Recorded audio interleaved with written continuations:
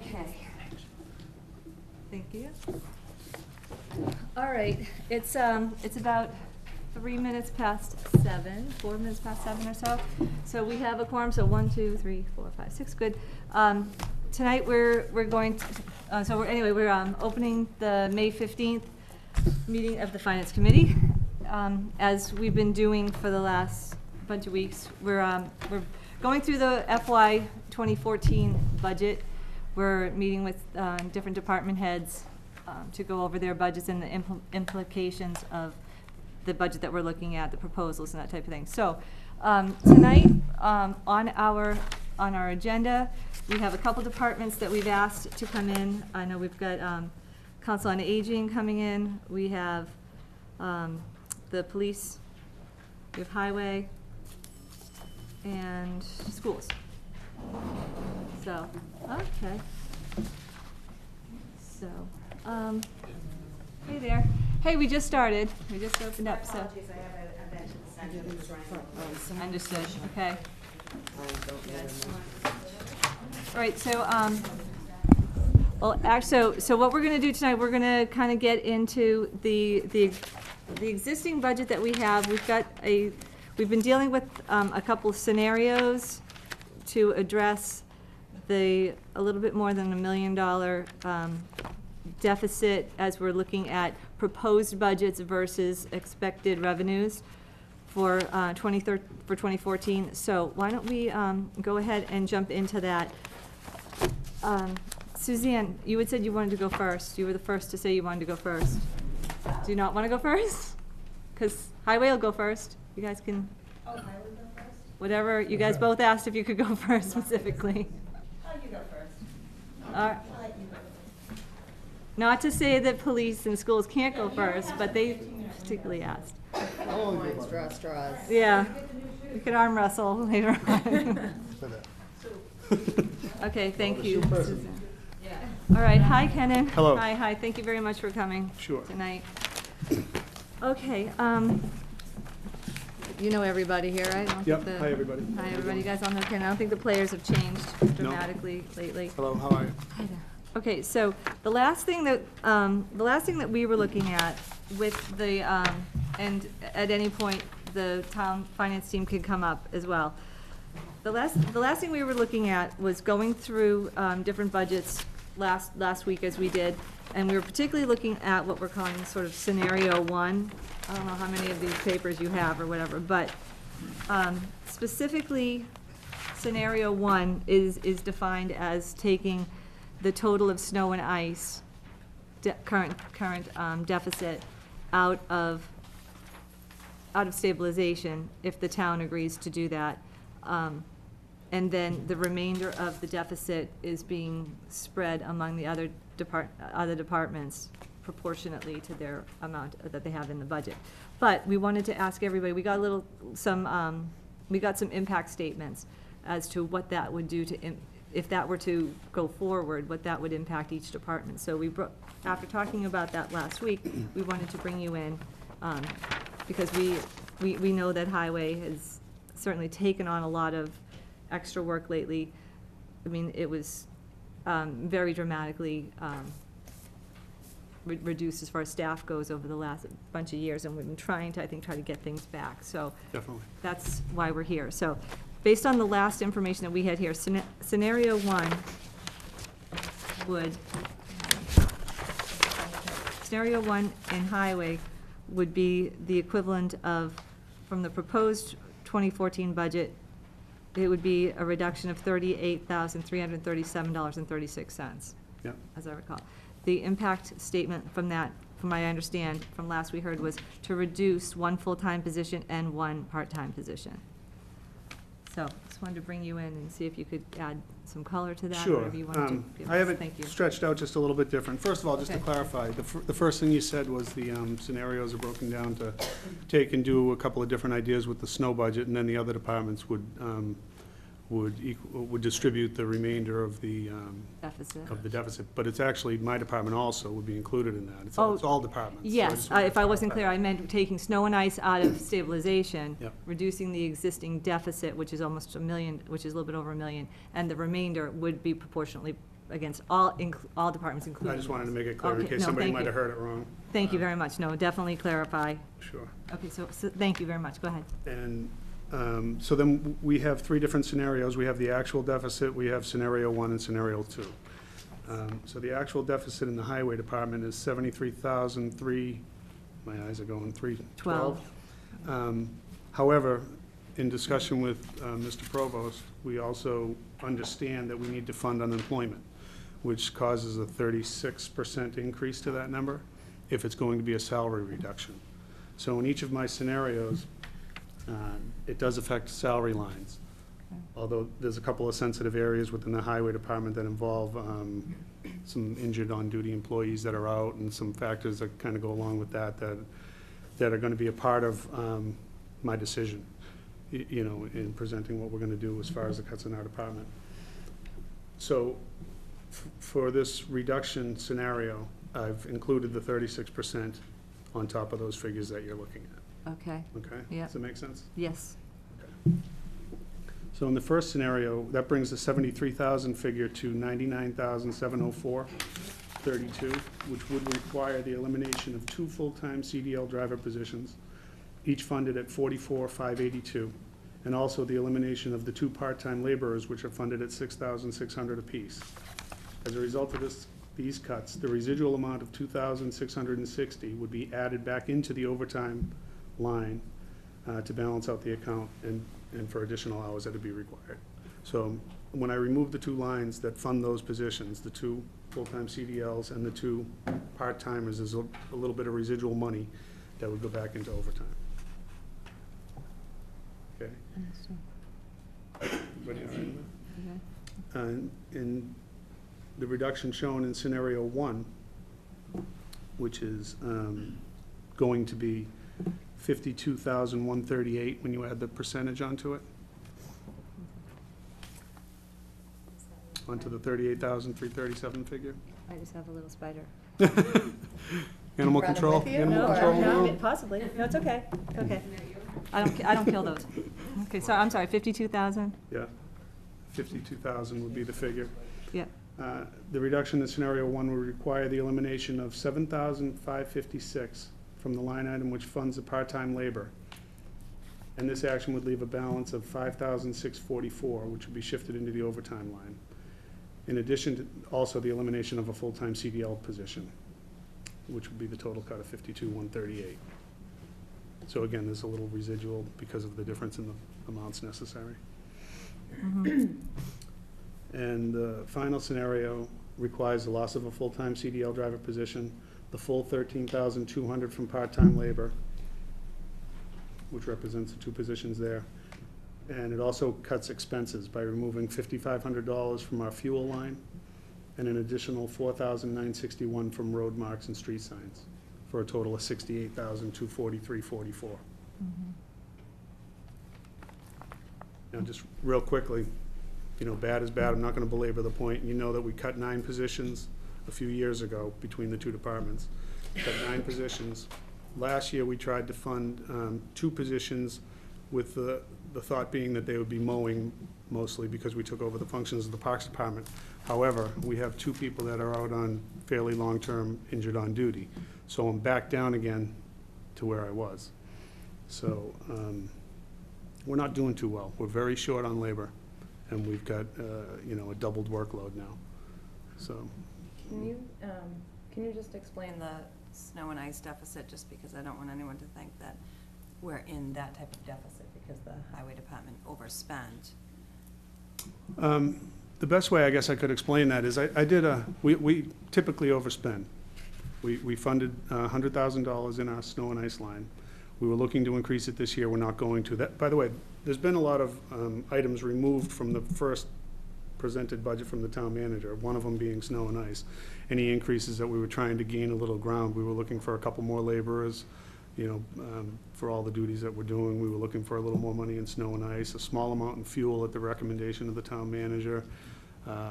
You know, there was a couple of slight increases shown in the original cuts before we get to tonight.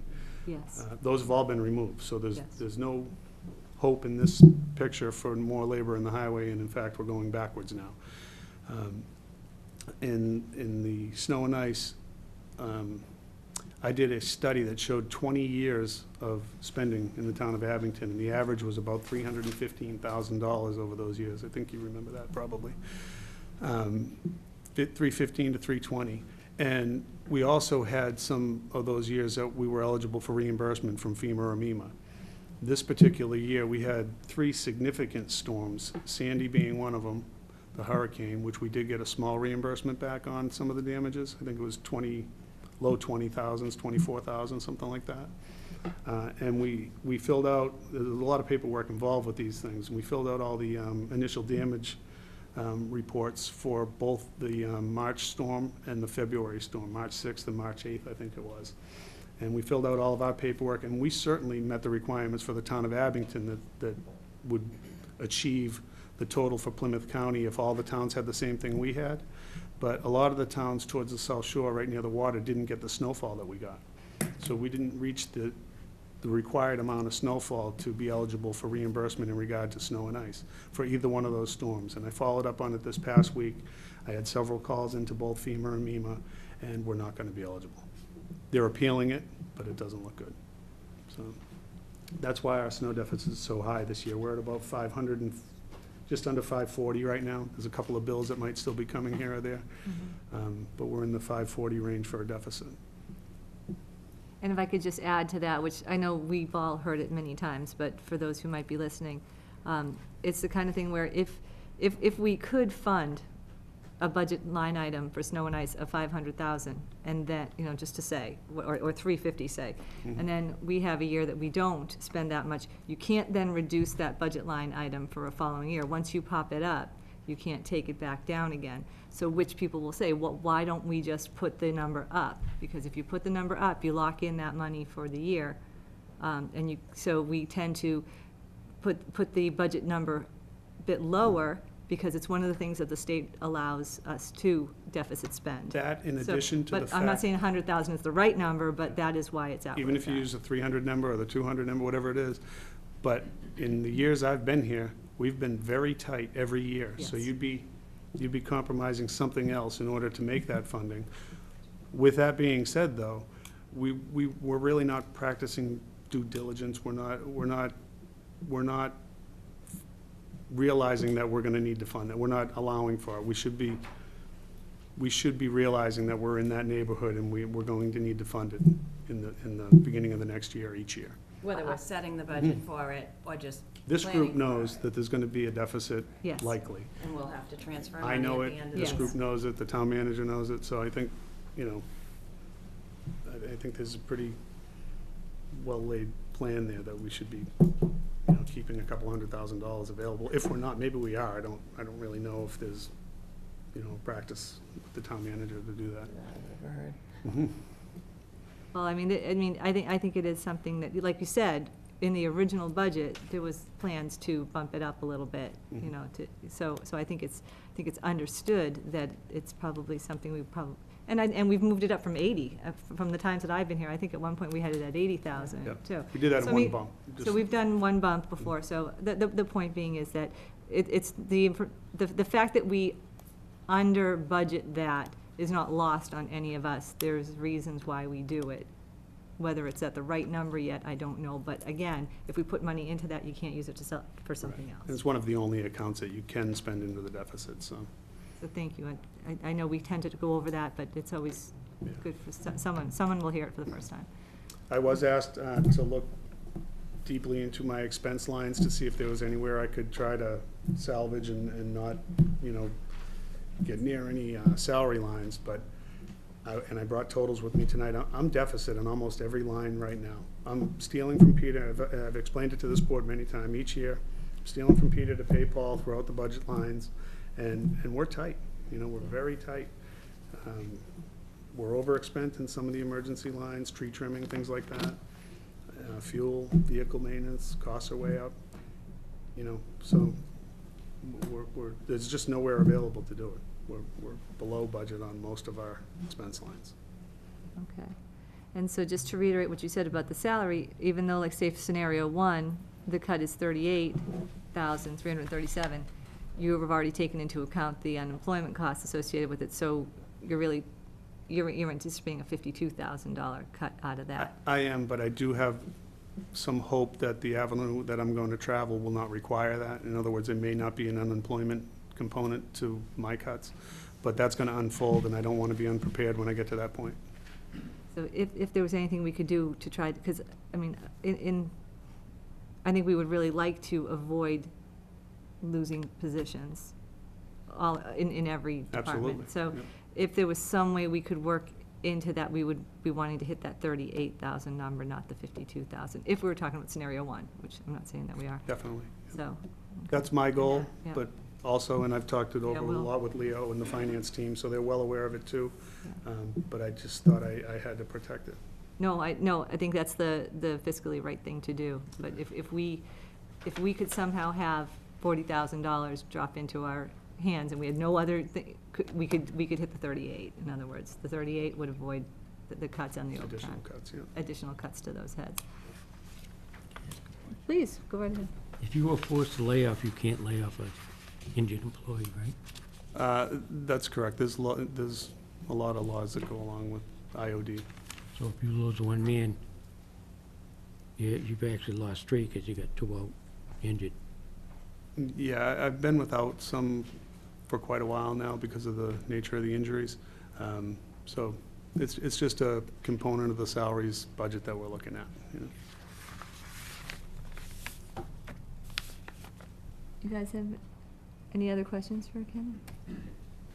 Being as tight as you are, if we don't lose anybody, are you still confident that you're gonna be able to do the park and rec part plus the highway? Not to put you out there, but I mean, it's gonna be tough, but. All I can really say is we're doing the best we can. I can't say enough about how much work the guys have accomplished and how much they're getting done. It's amazing to me that all the sports groups are playing, everything's still going. Credit to Jack Kane and his dedication and the crew that he's got working right now is really doing a ton of work. We're doing a lot of field work and we're doing a lot less highway work, which is very bothersome to me. I'm kind of waiting for the Chapter 90 money to roll in so I can at least get some road work going. There may be a lot of subcontractor work. That may be a factor as to why our snow and ice budget is higher than maybe it could have been, because I had to hire contractors where I didn't have some of my own people where I usually did. We lost 9 people. You know, that's a lot of hired help that came in for a lot of storms. So there's a factor there. It hits everything. But all I can say is we're going to do the best we can with what we have, and we have been doing that. And if there was a way to transfer from, now I know we have a park and rec budget, and the programs seem to be being covered by 2 people at this particular time, leaving a little bit of extra money in that salary line item. That's correct. If we could, if everybody, you know, we talk about it, and that's one of the scenarios that we could move some of that over, it would be basically park and rec coming to do a park and rec type function. Mm-hmm. I did make a presentation on the parks budget. You know, there's a little bit going on there that there's a Park and Recs Commission, and there's some, you know, ideas about who should present the budget or who should be running certain things and that kind of thing. But in each case, I made the proposal that the cuts would come from the superintendent's line in this In this highway three scenario. no, in this 3-scenario budget cut. In the recreation scenario Yeah. here, yes, it would be, From whatever 5,000 the down to superintendent's 2,000. salary is, it would take the 2,000 out of that or the 4,000. would. Yes. Yep, I would. But Cindy, what I'm kind of getting you saying is that you're saying Well, could we do my- without, or could we do with less? Well, I'm or- not saying, you know, like we do without, but right now, we don't have a park and rec. I've presented a department plan that's currently in action, in where I'm kind of working with, you know, a couple of other people that existed as personnel to make the programs run on the recreation side. Right. We're utilizing the budget that funded the previous superintendent's salary to do that. We had to pay some of our existing employees a little bit more money. There's some ideas rolled into that plan that would cost some of that money that's available. And it includes bringing in a little extra labor, a little extra supervisory work, that kind of thing, all in total. And there's still a little residual money left in that line when it's done. However, there's another thought process out there that says, let's get another superintendent back in here and fund it through that line. And then you're gonna have to do something different to fund all the other things. So,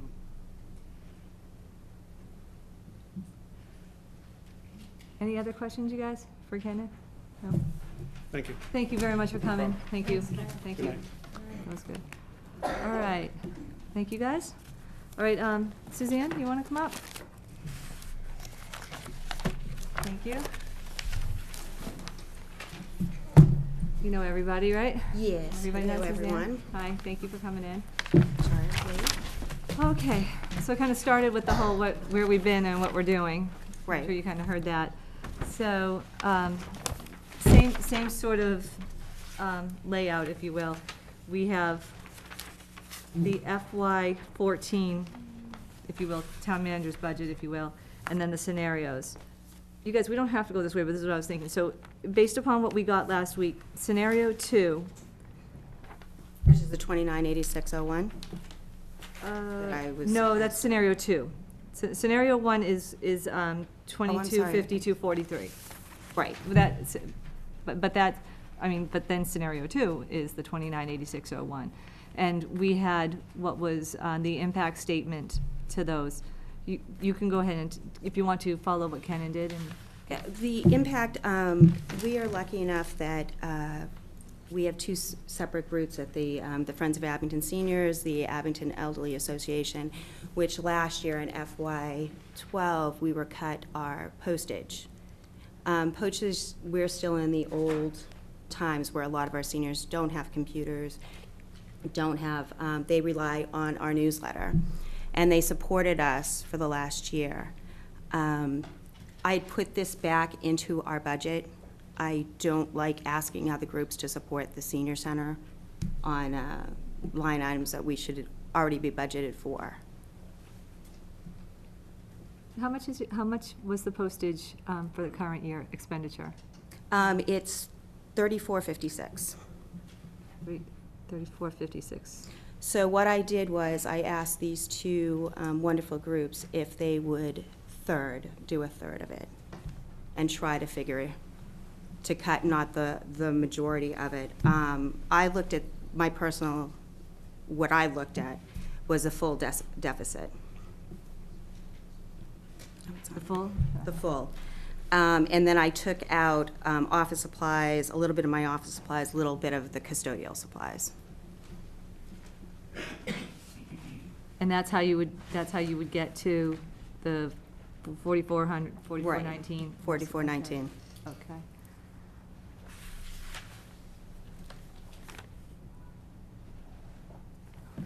Now, right now in this FY14 budget, when I was talking to our old town manager, he had cut our he had cut our building use fee from $4,000 to $500.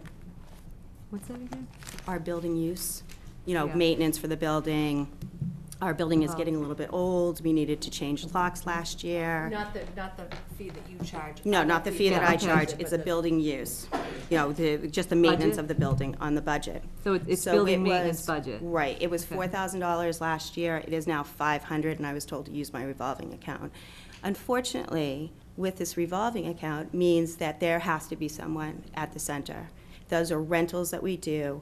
Most of the time, it's me, and I am not compensated for the extra time that I'm there. Or I have to, like, one of my board members is nice enough to stay for this event that I'm having this evening. I don't know of any department that is asked to use their revolving account to keep building maintenance. We needed, there was a couple windows that were broken. There are things that happened. Building this revolving account was, in my opinion, to be used for a security system that we don't have at the senior center. We have no security system, additional lights.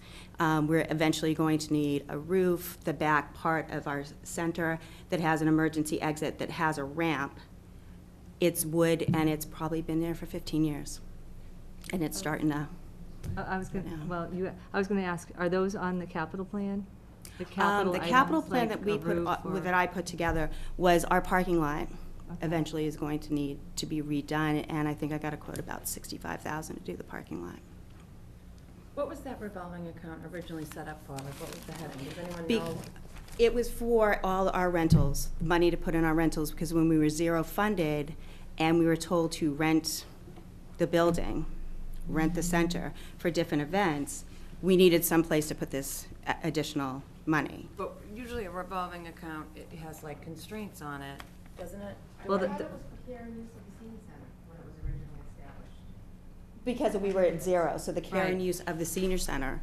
But it was also, when we talked to the last town manager, it was also supposed to be for a security system. I remember us funding like $20,000 for building maintenance at one time. Right, Yeah. because it was all, there was Because it was That was nothing. the nothing. only funding. Do you remember that? Yes. Yeah. Okay, I remember that 20,000, and so Because when did the? because of, at that 20,000, the Friends of Abington Seniors were paying our heat, electricity, and anything that we needed between the Elderly Association and the Abington, we just had to go there. There was no money. So That's that why we was got the it. So 20,000. At one time, there was $20,000 in a building maintenance. Right. Like, was it a line item then? Because we didn't fund the Council on Aging. We didn't fund the, At one point, that's correct. It was, Right, we had cut the funding, right. but went back and put $20,000 in building maintenance. Was it Right, building to maintenance? building maintenance to just get us through the half of year. I think that was in Then October. your budget came back, And our budget came back, and you were renting the property, right, and a revolving account was opened. right. To, And- I think it was to take in those rents. to take in those rents to put into a building use fee and to actually accumulate enough money to put And then a at security that system. time- So you just followed me. Okay, At that time, that $20,000 that was building maintenance, did that stay the same? Did you continue to have a Well, the revolving $20,000 account? And was But there it a wasn't- budgeted line item for right, the building 20,000, maintenance? let's just like clear, the 20,000 is what we could put up to it. We don't have 20,000 on our revolving. No, no, no, in the the revolving 20,000 account, was a but- budget. Oh, the budget, okay, Right, we're going Right, back. yes. Go back and say. Building maintenance, the Right. building, when someone rents the property, that money goes into an enterprise account or revolving account, which was then used for some purpose, the purpose being maintain the property. Right. And then then you have a budget, and there's a revolving account, and The budget. then you have a line item in your budget for building maintenance. That's correct. And so there wouldn't have been a reason to have a revolving account for building maintenance, is what I was getting at. Okay, I don't think that we could have put money into the building maintenance for rentals. That's why the revolving account. That's what I'm saying. Right. Like, it wouldn't make sense that if you already had. Right, It would exactly. make sense that a revolving account would be used for building maintenance if you have a line item in your Right. budget now for building maintenance. Right, but at that point, there were things that came up in the building that was never budgeted for. For example, our suppression system was never inspected. So that was 2007. That was before we even bought the building. So we had to update that. We had to add an extra ramp to the front door because it was literally breaking. There was cement that was breaking in the building. So there were things that needed to be done that we never expected with the $4,000 originally that was budgeted, To the revolving account. So right now Can I for just stop 1 second? yeah. When the revolving account was set up to take in that money, was there a constraint, like sometimes there's only to be spent on? No, it was just for building Education, maintenance. or No, only to be spent on? Okay. no, All building right. maintenance. That's I okay. just wanted to make sure that I. Nope, that's totally fine. So, I don't know where we went. I don't know where I we know where we went. went with that, but, so back to, so there's a revolving account still, That's correct. and there is a budget still. Yes. So, which I'm trying to find here, which of course I can't. Okay, so the original budget for last year was $4,000. For this year, it was cut to Here we $500. And we were asked to use our revolving account. My fear is that if it continues to be $500 and slowly but surely we're using that money, it took us 4 years to get to where we are. we start using that money, granted, it's for the building, but I need other things for this building that is starting to break because we have an older building. I'm in fear that towards next year's budget, we will have nothing and still have to use this $500. Well, this existing budget does have $500 in That's damage correct. repair replacement budget. And do you, okay, so whether or not you're gonna be using the revolving account for that? And as far as we can tell, there's no constraints on it? For the maintenance and operation. Right. of the Okay, senior so center. that's what it can be Right. used, that's what it can be used, that's what it should be used for. That's correct, $20,000. Up to $20,000, Right. that's collected, okay. And it's been slightly under that's been collected. Yep, Yeah, that is true. the date of this, I forget the date of this was, Must have been 2000. yeah, this is 1100 at this time, whenever the date of this was, whatever, so, all right, okay. So, It can collect up to 20,000, it comes in close to that. Yeah, it was originally 25, we lowered it to 20 Right. because it was, in reviewing it, it was coming in around 17, 18. So we 100. lowered it to 20. 17 or 18,000. Right. okay. Now, the quotes that I got to put a security system into the senior center is from 7,000 all the way up to 23. I don't think we need a $23,000 security system at the center. And I guess that's where my question comes, that should probably be on your capital, your capital plan. Unfortunately, because it's on the capital plan and we're renting it out more and more, I understand, but I think I'm a little bit more nervous that if something did happen to the center, we do a lot of programs there, and it's just damage. Yeah. It's just damage to the center. If anything ever happened to the center, how to make up, how to be able to pay for that. Right now, we're Which replacing damage windows. is different than a security system. Right. Okay. So if it's security. What I was saying is maybe, well, it's a security system is probably something you should put on your capital plan. That's all. I'm just in addition to your parking lot. I'm just saying, because that's something that we can, potentially look at funding outside of a budget. Instead of Because it's a having to use your revolving Right. account to pay for But- something that's actually a capital item and not be able to take care of your building maintenance, then you might go further or get more out of having it on the capital plan. But again, it depends on what we can fund in the capital plan. Right. And, right. I wanted to actually, the budget line item the entire budget on here is $119,794, which for fiscal year 2013, it was 104,000. So looking at 104 up to 119, we asked in one of our earlier meetings what makes up that difference of like Okay. 15,000. So I was, let's talk about salaries, because Yeah. that was the, That's where it was comes brought from. to my attention that, and I had been talking to the town manager, but it brought to my attention, I had requested that my employees get a raise. And this is the reason. My van drivers make less than a regular CDL licensed drivers. They will be going for their CDL license on Friday, and will be getting their CDL license.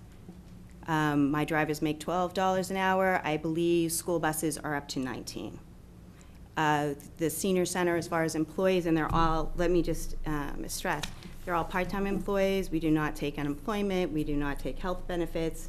And that is an entire group of the senior center. They're the lowest paid. I have, so what I wanted to do is, since 2006, they have not gotten anything. So I initially put in for them to be from $12 an hour to $13. My nutrition coordinator is paid $8 an hour, which we are getting more and more clients who do Meals on Wheels. So I thought that she would have to go to, I think it's, let me just look at my little chart. I believe it's 1094. which is what my transportation coordinator is receiving now. My one custodian, he makes $8 an hour. I bumped him up to $9. Now, on my budget, when we, and I'm saying we because we co-directed in the beginning, we were never paid what the last director was making. We were paid almost 25% lower than what she was making. So what I did was, I bumped it in this budget, what she was making for a COA director. Unbeknownst to me, that I was informed that I have to go to my union to have them advocate for that amount. Because it's a union now. Well, okay, there's a union now. I don't know if the selectmen have signed off on this union, as far as I know. I'm not really sure if they did or did not. We're saying yes? We're saying yes? Okay. Okay. Okay. So so when you're looking at this and you look at the 38 originally, go back down and go back to FY 13, which is 28, approximately, for a COA director. And I will take that You'll to take go to my union. Okay. On that note, Abington is the lowest paid in the Commonwealth of Massachusetts for a COA director. And in this area, it is $30,000 for the rest of the towns that surround us. So the average in the towns around us is 30,000? The average Rockland is $46,950. Whitman is $59,906. And Hanson is $58,829. 30, somewhere around 50. Yeah. For the size of the seniors, and the seniors run like 2,300 to, I think, 3,000 seniors are in the town of Abington, approximately. And this is just information to budget for a COA director. So minusing that, it's about a $10,000 difference when you look at it. So what I'm proposing for that $10,000, to not cut my postage, which would give about $5,600, instead of cutting the budget. Do you understand where I'm going with this? Yeah, out of the 10, Right, so we have From 10,000 extra 38,000 money versus if I go to my 20,000. union for, well, if you have to go to your If union, I have to we go to my can't- union. There's no Right, way we can do so- this salary increase Exactly. without union. So that Right. frees up $10,000, you're saying, for the. exactly, The current postage was about 3,500, right. so you're saying the difference between that and the 10,000. Right, that's I what, that's follow what you're correct. saying. Go ahead, you had a question? The only thing is then if, I'm gonna be really careful because I don't wanna, be going over union stuff, but for instance, if, you cut money out of a budget that may be needed in contract negotiations, then the money doesn't exist for contract negotiations. Right? I'm not sure what you're asking. If you take if you know that, And I understand where you're going with it, but if you're going to, so you'd be using money that you know that you're asking for in it through contract negotiation. when we did this then budget, it that was money wouldn't before we decided, I was misinformed when we did this budget, that I had to go to a union, Right, But but so the- then I'm just saying, so. Representative. Then that $10,000 would be gone to postage, and Right. you wouldn't be able to. Well, I think what we're trying to say is there's $10,000 that we cannot increase your salary by that's correct. there. So that's $10,000. Whatever happens with that 10,000, is up for negotiation or up for the rest So of the what budget. so what There's no promise right. in any of this yet, so. No, and I'm not looking Right. for a I promise. know, What I'm you're doing is suggesting- just what you're suggesting proposing. is- okay. Right, to give my employees raises that they deserve after being there for, I think the longest employee is there for 7 years. And honestly, it's bang for your buck. No one takes health insurance, including myself. So it really is bang for the buck as far as a department, looking at a department. We've done really well in the last 4 years. I think we're the only department who brought in money to the town of Abington. Well, to you gotta be you know- careful with that. Certain departments don't bring in money. No, but I mean, as far as like a Just be careful grant, with that. you I'm know, just as saying far that- as a grant. So we did a lot of work. That's what I'm going to. It's Yeah. not about money, it's doing the work. And right now, we're probably getting a new van in a month that's coming from the BAT program. And right now, I'm just advocating for my employees. Right, and I don't think Um, anyone is suggesting that it's not. No, not at all, being but I think a handled well or background anything. would be, great for it. Sean, did you? I just want to point of order. I think there's a lot of well-stated points that are being brought forward, but just specifically reflecting on this budget here, Yes. it's great to get the background, it's great to get the detail, and it just, there's a whole host of work that we have to get done. Yes. Just very So, very understood. challenging things. Very Yes. challenging things. Go ahead. But if we follow your scenario, where are the cuts to your department, like every other department's had to make? If we take that $10,000 and spread it, you feeling no pain? Well, honestly, and I can understand that, and I totally understand, but we have been cut so much since I've Yeah, been true. here. All the other departments. Yeah, but we have been cut to 0. So that's why and it's not like, I'm just proposing that this is not cut in stone, that's your department. And For I it. understand that you've been cut to 0 in the past, but last year it was at $104,000. Right. So it's not at 0 anymore, and it's not at 20 anymore. I just want to put, again. Right, point no, of and I order. totally So understand We that. have done That's- some things in the past, yes, we Right. have. But I think we've regained quite a bit from where we were at 0, but I'm just saying. But I also have to just say that Yeah. it's hard to problem. go to different groups to budget in for, other things. Everyone's going to ask for what they need. I totally Right. get that, and that's the right thing, and that's what a department head should do. Honest to God, that's the Right. right thing to do. So we're just going to have to figure out what we can do with the money that we have. So That's fine. Okay. Any other Are questions or we- anything else? I'm questions? sorry, but thank you very much. No, for thank bringing you. this. It's good, like I said, good discussion of information. We Great. needed that. Thank you. Thanks, Suzanne. Thanks, Suzanne. All right, thank you, guys. Who's coming up next? We've got police and I've got schools. Go ahead, Chief, you're up. First one out of the chair. It's all good, I'm quick. Okay, thank you Hello, very much. hello, everybody. Hello. Thank you. Hi. Thank you. Well, I think you've probably seen how this is kind of.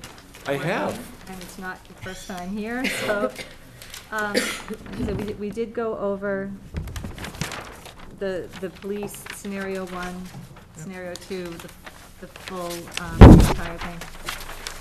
Based on the numbers we have, going on scenario 1, if you will, the impact of scenario 1 is $53,423.61. Our understanding of scenario 1 impact is reducing 1 police officer through attrition. And I don't know whether that, through attrition, so therefore there wouldn't be an unemployment charge. That is correct. Okay, so, That is correct. As you know, we're staffed at, currently at 24 police officers. Just to give everybody a snapshot, and I won't belabor it. Nope. I really won't. Currently, I have 2 officers out injured on duty. I have 1 in the academy. I have 1 I'm trying to fill currently as we speak, and going through the process, and then send that officer to the academy. And I have 2 retiring within the month.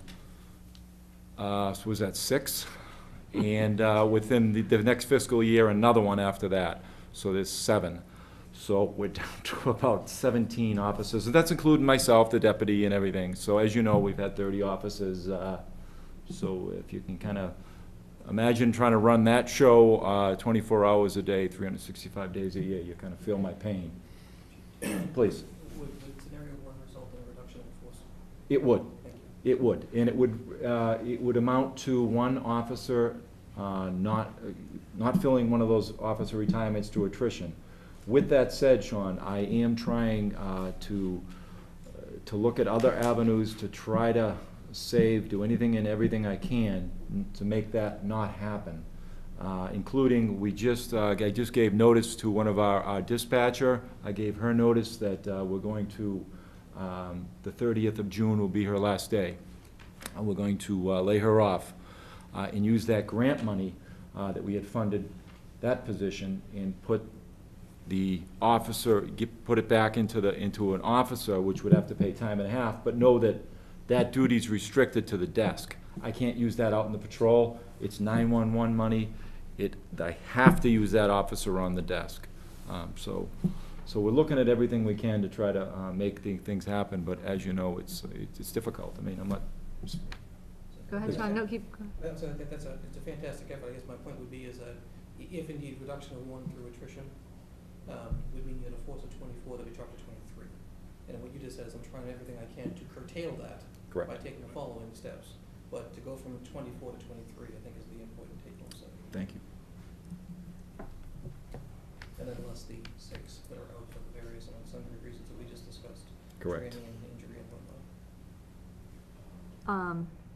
The figure that we're seeing here, does the not replacing a retiring police officer, if you lay off that dispatcher, you do that instead and then you then you replace, or are we talking about both things have to happen in order to hit this number?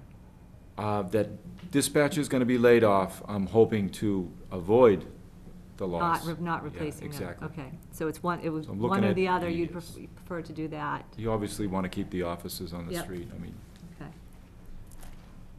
Would that person who, that dispatch position, would that result in unemployment?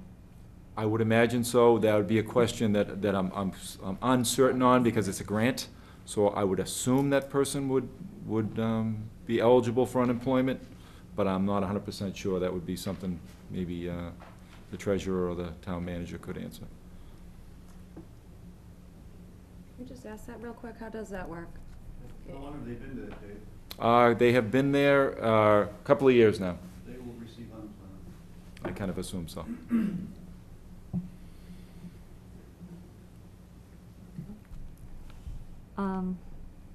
And then obviously the other scenarios, it just gets worse from there. Correct. The other scenarios, I think the next one was 70,000 or so. Yes. That's and one police officer through Yep. attrition, reduction in overtime. Of about 588 hours, I think, or what was it, 522, I think, hours. I knew it was double digits of police coverage. As you know, it's just less coverage, less investigatory, and you know that we're working with other agencies. We're working with the state police. We're currently working with the state police. We're working with the DEA. We're working with our federal task force to try to still do some of the proactive work that we used to do that we no longer do. That's the biggest fear of mine, is that we've gone from being a very, very proactive department to a very, very reactive department. But it is what it is. But we work with as many different agencies as we can to try to keep that proactive. You guys have any other questions? It's pretty straightforward. No? Appreciate it. Anything else you want? Oh, thanks for everybody's time. Appreciate Thank it. you, thank you very, It's very all much good. for It's all coming in. good. Thank you. Thank you, sir. Okay. All right. Schools? Yep, come on up. Thank you, guys. Thank you. Welcome again. Thank you. Thank you for giving us the opportunity to answer your questions. Oh, my pleasure. Thanks for coming. Okay, as you know, because you guys were actually, well, Peter was here recently when we went through the school department scenario. And, right numbers here. The school department under, again, I'm kind of going under scenario 1. I don't know if this is the right numbers, the 367, yeah, that's it, I think 367. It's $367,345 would be the reduction in proposed budget to the school department. At that time, well, I'll say, at last week, the goal was to hit that without reducing positions. Subsequent to that, I'll let you talk, but you can tell me what the school department did, or So how do we do that how do we do that? best in the most responsible way and still maximize the amount of program for the kids in Abington? That's, Is the question. that's the Because- $367,000. Because it's, because, and I think, you know, I hear this from all the departments, when you reduce people, you're reducing services. And in the school department, when you reduce services, you're reducing program, and you're reducing the educational quality to your children, because that's what we do.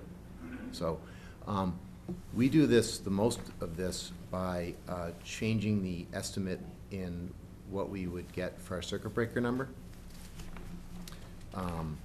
from a 55% reimbursement to a 70% reimbursement, and that's taking a chance, because what we do with our out-of-district placements, what 80% of Massachusetts does, and what Abington used to do, was it used to carry over money in circuit breaker to use as a stabilization account, because as we've talked before, you can have one student move into a town that can cost you hundreds of thousands of dollars in Massachusetts. And that's a result of improved health care for our population, that kids who were not surviving to school age are now coming to schools, and some of those children with multiple handicapping conditions are institutionalized, and then the town and the school department is responsible for paying those bills, and they can cost hundreds of thousands of dollars. And so those monies have all been wiped out. And so what we do now is we have a number of students, we know what their placements are. We hope that as many students would potentially move in and cost us additional money, coincide with the amount of students that would move out, and we would save that money, and then we would break even. But I need to say to you a couple of times, because one day, my fear is, the day will come that a child will move in, and the town of Abington, the school department will own that bill. Yeah. I'll be able to, you know, obviously, maintain confidentiality about the identity of that child and that family, but I'll be able to point to an address and a bill, and I don't want, you know, it'd be Right. confidential, of course. But A I'll be able to show situation. you, there's no way that we could have anticipated this, just like predicting the weather. So we take a chance there, and it's really important to me, because I'll be the guy with the school committee standing in front of the town meeting saying, we had no way of, we didn't have a way or a means to budget for this. So I just need to say that, and because we're taking a chance there. The other areas are, Circuit breakers are reimbursement for special education costs from the state. And because the state budget hasn't been set yet, the reimbursement rate hasn't been set. so we don't know So- that for sure. And so we were estimating on 55% reimbursement. We're taking a chance, looking at it, and upping that estimate to hopefully get 75%. 70%. 70%, thank you. 70%. Remind me, what did they reimburse at this year? 70. Okay. But in the last 3 years, it's ranged from 58. 58 to 70. This year, they had originally said it was going to be 75, and then it became 70. Or 70, and then became 75, and then back to 70. For example, when the governor was looking at 9C cuts, that's one of the first places Right. they went to. Right. Yeah, To cut. it's to cut that reimbursement. So, And just one other question before we get off of that. yep. Did I hear you say that we now, are we so late in the game now that we know the placements of people as they stand right now? We know better than we knew before April 1st. What we do know is that if a student moves in from another Massachusetts community, that we'll own the programmatic responsibility. That means we'll determine the IEP with the parent, and the town that sent that child will own the financial responsibility. However, if they move in from any other Connecticut or 50 whatever. state or country, we own it. And if they're one of our kids that's currently in a seat in Abington and they need to go out of the district, then we own that also. So Right. that's why that Right. April 1st provides, helps you provide a better picture, but it only answers, Still a moving variable. it's a good part of Yes, it. yes. It's good to know. It's very good to know, but it doesn't answer everything. So does that, okay, so does that, that readjusting of that circuit breaker reimbursement from 55 to 70, does that encompass the whole 300? No, Okay. no, absolutely not. No, I thank you for the question. We've also, in our budget, cut all sub-varsity sports, meaning JV and freshman sports, which we've done the last couple of years. And our boosters organizations raise money to fund sports for the students, charge fees, and then also our music parents raise money to provide support to the music program, actual instruction during the school day to our students. We've cut that out of our budget. I've been to both of those groups. They said that they would help us out again so that kids in Abington can have sports at the high school level, at the JV and freshman levels. Also, we've got textbooks at our high school for math that are older than our students. Luckily, nothing changes in the world, so. We've cut that out of our budget. We've also got a technology infrastructure that's falling behind. Our computers, our average age of our computers is now at about 8 years old, and we're going to need a major influx of cash to keep up with the state testing platform that is going to require that we have a 2-to-1 computer ratio.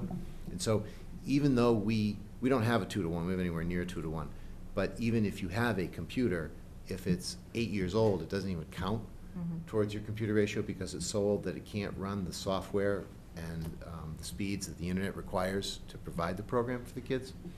And so we've cut all of that out of our budget.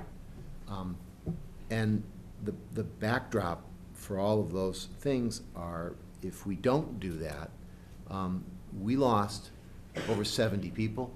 I was talking to the deputy commissioner, the assistant deputy commissioner for finance at the Department of Early and Secondary Education last week about financing and funding and bills, and he told us that Abington was the second worst hit school system in the entire state. Sunderland was the only community that had a worse cut than Abington Public Schools when we made these cuts. And so from 2009, we are still down 30 positions. And if you remember, we made some gains, which helped us restore our high school accreditation. And so we just were able to just manage to flick that switch to improve that accreditation status. So we haven't added anything since then. So it makes people, upset, or people get emotional when I say this, but I have to say it because it's the truth. It's their town. They need to know. So we just barely had the energy to flick that switch on. Those would be the first things that would have to go, and then our accreditation would likely, and I'm using these words very carefully, when we cut positions in the second scenario, if we had to go there, we would likely have our accreditation slip to warning. But I don't want to move to scenario 2 until you guys are ready to go to that discussion or beyond. But that's the backdrop for why we have an aging infrastructure on technology. We have math textbooks that are older than our students, and we're taking those risks that we're talking about. Right. So those are the three big areas cut out of the Right. proposed budget There's- to make up this 367. There's an important thing to mention to you at this point in all of these scenarios, that we feel it's the best thing to provide education for our children, and we also feel it's the most financially prudent thing to do, to add 1.5 full-time equivalency in special education. Now, I hope that, people, at home are listening, that we're not just adding staff. We would take an offset in the special education budget to fund that, so that we can't reduce our sped budget any more than we have and take more of a risk. But in making this flip between moving the money from the special education account over to hiring the 1.5 special education teachers, we believe that will help conserve dollars in the future, because it'll keep those programs in Abington, which are better places for children to receive their education, and more economical because it's less expensive than sending students out of the district. So we hope it'll be an offset for us, and it'll help control costs in the future. SPED budgets in communities generally go up between 10 and 20% annually. This is not, there's no dark cloud over Abington, there's nothing in the water. It's what the experience is across the state. So, at a time, since 2009, over 5 years, we're still down 30 people. The sped bill has gone up over that time. The cost of goods and services has gone up over that time. What was the percentage, Peter? that you In said? Massachusetts, 10 to 20%. That sped goes up each Annually. year. That's been the experience in Massachusetts school systems. The budget for policy, I could show you the link that provides Oh, that no, data. I, No, I know, but it may be Right, interesting. it- It's on our website. So, Let me see. You guys, Bless you. God bless you. Anyone have any questions so far? Go ahead. I guess if I don't, if you are gonna go into the other scenarios, but just say that we're going down this middle of the road, the scenario one. And this isn't a big amount of money with everything that we're looking at, but I know you and I had a little email about that. The chairlift, yeah. 75,000. Now, we can't really use that at this moment because we don't have parts to do it, and we're not sure which way the schools are gonna go. Is that something that the schools would be willing to, I guess, relinquish back since we can't use it? And maybe we can fit it somewhere in the budget so that the town gets a piece of it and the schools get a little piece. It'll bring it in a little bit, but 75 toward $531,000 out of stabilization would help somewhat, and it's just I think you're being very creative in terms of trying to solve this problem, and well, it's not gonna solve a lot, No, but but it will it's a help a little bit. $75,000 hope, which is good, and very creative in doing that. I wouldn't recommend it to you, but I want to explain why. The reason I wouldn't recommend it is because with that Garaventer chairlift, right now, that building has steps. There's a ramp as you enter that door, but once you get in that door, you can't go anywhere in the building without that lift. So that if you have a handicapping condition, or if you're in a wheelchair, or whatever condition you might have, you can't enter that building without that lift, because you can't take steps. The Frollo. The Frollo Middle School. We don't know if the parts that we need are the parts that will break in 2014, because It's working now. It's working now, but they've stopped making parts for it, and so we know we won't be able to maintain it and repair it, and so the prudent thing in the capital plan was to plan for that. Now, if it breaks on any given day and it doesn't function, then we wouldn't be able to use that building. It would cease to be a public building, and we would have to put our 7th and 8th graders somewhere to receive their education. So, although it's a very creative solution, I would be very concerned. And just exactly what you said is right. We haven't spent that money on that, because if it doesn't break and we can build a new school to replace that building, then you don't want to waste that money. I also know that our fire exits, which are also egresses on that building, need to be fixed. We're hoping we can remediate them, but if they need to be somehow more than fixed, we're talking tens of thousands of dollars there too. So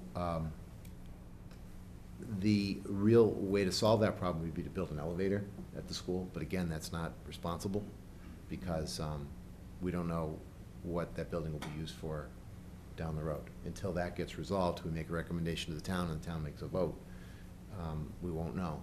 So you are right on with that detail about why we haven't spent that money, but there are no assurances that that building will stay online if that chairlift breaks down. That's a If coin it breaks toss. down and there's no parts to be made to fix it, what do you do? That's why the Then you money's still there have to replace it with a new machine.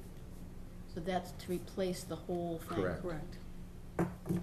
Correct. And we've actually had the company, and we have plans that are all written at this point, that we could put out to A bid. contingency plan should, Be put out to bid. Sean? I think it's still a creative idea, and I appreciate all the background. It works my silly brain on it for a second. If the unforeseen happens and it becomes today, it's out of commission. Whatever issue happens, it breaks today. What happens for school tomorrow? I think when the inspector comes and tells us that you can't use the building because it's not handicap compliant, we'd have to find another building to go to. Well, no, the reason why I asked the question, so let's just go to this building, you have an elevator. Elevator is being repaired. Yep. And during the repair, they say, geez, we have to replace the flux capacitor. And in replacing the, clearly I'm an elevator guy, clearly replacing the flux capacitor, it's gonna take 2 weeks to get the part. Mhm. I know that again, private world experience, I'm subject to the ADA just like many other folks. Right. My elevator in my building is out of commission. I have to have a contingency for those folks who have a handicapping condition indoor or required to use a wheelchair. I have to have a contingency to get them in and into the building and out of the building in the case of a fire and in the case for their regular work. I have a plan for that, so I don't shut down my building. Yeah. I just wait to get the flux capacitor installed and my elevator back online. So I guess the only reason why I asked this question is it seems as though if indeed there was a willingness to say, hey, geez, I recognize your point, it's an older building, there are all these what ifs, the town did say, yes, we recognize it. It nearly seems sensible that if we kind of contribute that back to preserve and protect all the things that you just described, to preserve and protect. I agree, we've made such positive inroads, and I'd hate to see anybody go backwards, the town, that is, go backwards. But that 75K could be made available, and if it's disabled, and it's disabled for a protracted time, then I think the town then has the obligation to say, hey, listen, we are making these temporary steps to get any of these children in and out, but we have to get this fixed ASAP. What is the town willing to do? And that can come in the form of a special town meeting saying, hey, we need to get this fixed, we need this money. Elevator inspection. Communities do things in similar circumstances, like you would be able to have school there, so you delay, those students don't go to school, and then you go later in the year, which then you absorb the cost of transportation for moving those buses for that one school compared to having them in the transportation loop that you're in. You have those students take class someplace else. It's not as simple as building a ramp on the staircase or modifying the building in some way, because it's not possible. So, because this is where my mind gets stuck, is that if it breaks today, Yeah. you know better, I'm gonna rely on you for this, would you be required to relook at the building? That would depend on the inspectors telling me that I couldn't operate the building because it's not handicap accessible. But without the 75 today, forget that, that's off the table completely, it's yours, it's in your pocket. Point being is that it's in the school budget, for that matter, it's unallocated, it's used for that reason. If it breaks today, we still may have to deal with that issue. So I guess my point Yep. back would be is like, we'll put the money back into the general coffers, distribute it as necessary, minimize the impact, and then if that were to happen, we know that we're obligated as a community and a town to put that money back because it's an aged machine, doesn't have replacement parts, and right now we're getting by on a MacGyver solution of duct tape, string, and chewing gum. So with that, I mean, that's really the only point, is that I wonder if there indeed is a solution, and I applaud Cindy for that particular suggestion. There is a lot of creativity with that. I don't even know the steps, I think it's yours, right, it was voted at yours, you have to give it back. Yeah, I don't know what the But steps would it's be. in- Yeah, it's in the capital line item, so if everybody agreed, then I believe the vote would be to take it out of the capital line item and be able to use it for something else. It's in an article. It's so in an stays article article. until it's That voted out of article. the article. Correct. And then it goes into, and then it can be used to fill some of these other holes right for now. Because now if we don't if we have that there and it doesn't break, let's keep our fingers crossed it doesn't break, just like we're keeping our fingers crossed in so many other scenarios here in the town as a whole. We've tied up $75,000 on the off chance that something's gonna happen. But maybe in a year from now, you know, we're looking at the new school, we're gonna build the new school, and like Sean said, then the town is responsible, and we do something like, I don't know, we'll find it. We always manage to do it, but right now, we're just in this thing where, you know, if it's not broke, Every year it requires maintenance, every year it requires parts. They stop making the parts next year. So, Well, and the elevators are inspected. This was a part of the conversation in the fall, that the inspection for that elevator expires, I think at the end of 13. And if we aren't going to, and if it's still there, we need to go and plead, because it isn't code right now. And the elevator commission, actually, I think that's what it's called, the disability, I think it's the commission, can tell us that we can't open the building. So, we've been moving ahead with, like I said, plans for the Garaventa for when we do have to flip that switch, or if we have to flip that switch. So it's nothing that I could support. I would strongly recommend against it for the risks involved. I certainly appreciate and respect the creativity around solving a problem, but I don't think it would be the right thing to do. I think the risks would be too great, because if the worst happens, you'd pay a lot more. And I don't know that you can't just scramble at find $75,000. We'd be displacing students and delaying education, and so. So if I get, if it were to break tomorrow, and there's, I don't know, I'm gonna say 20 days left of school, I could be wrong. If it were to break tomorrow, would having a contingency plan in place be sufficient to get through Friday? I'm just saying, like truly, it breaks tonight, and you say no one can go to school for the next 20 days. I need to say, this is dependent on people who are inspectors. Yeah. That would tell me what I'd have to do, or tell us what we'd have to do. I'm not one of those people. Right, I know you're not. But the inspectors we do have told us that this is the situation you're in. You need to replace this machine in 2014, because they're gonna stop making parts for it, and we will not be able to certify this building anymore. So those are the facts that I'm basing my science on. Which I think the calculus is important, and I can appreciate that. My only suggestion to the group, honestly, was I just wonder if, in consultation with whoever the regulating authority is, as an example, I happen to use Garaventa as well. I happen to use their temporary solutions, their portable solutions. That happens to be one we just got, just for the very same reason. And we were given a waiver during the course of the repair of our particular building. Again, I'm a different world. Different world, yeah, schools versus. I'm a different world, but I Chad, I'm sorry, Chad, you had a question? I do. I have become painfully familiar with elevators in my job. Nothing goes quick with them. What's the lead time on one of these? I mean, I've had to repair lifts like this, and it took three weeks to get a motor. And, again, different world, schools and retail in my case. It was a pump and a motor, and it was 3 weeks. We had no other access into the space, and the manufacturers could care less. So if this went down tomorrow, I mean, would we even be able to get a new lift before July? I don't know the answer to that question. Okay. And I want to be honest with you and open with you. If I can delay spending this money and not spend it, this money could, I want to be open about it. This money could sit there for FY15, because I don't want to spend a nickel on something that's wasting money for the town if we don't need to. How many students actually use that elevator? It depends on the ski season and the injury.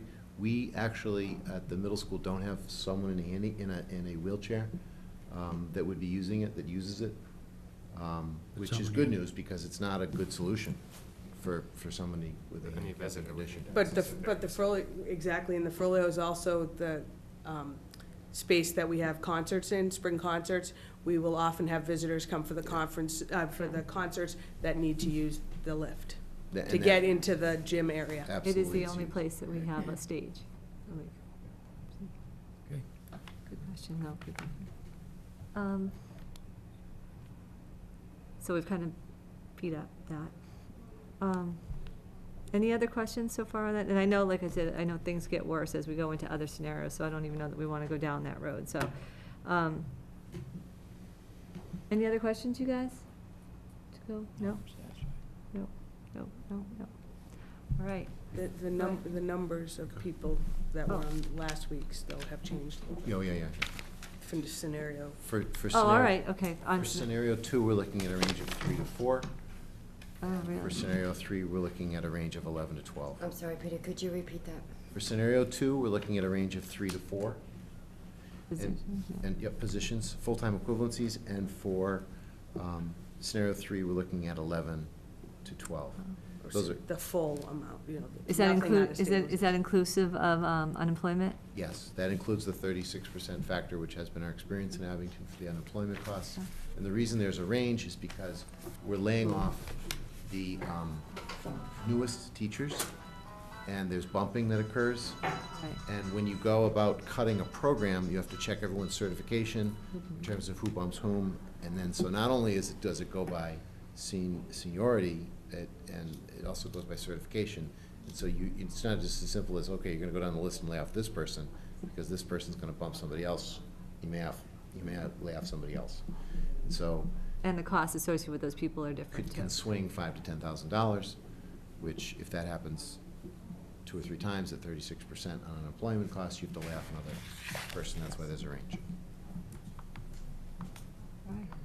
Well, thank you for those updated numbers. Hopefully, we don't have to go down those roads. But it's good to have the information on hand, so. I do appreciate, And- sorry. No, I was gonna say, and thank you for you guys coming in, and thank you to the school committee who met and made a commitment to, if we had to hit that, I'm they would support it. You probably can't see my camera, but fortunately enough, Kathy Bailey and Paul Haggerty came out with us tonight. I appreciate their support and the support of the full school committee, of course, who scrambled with us to come up with some of this information for you.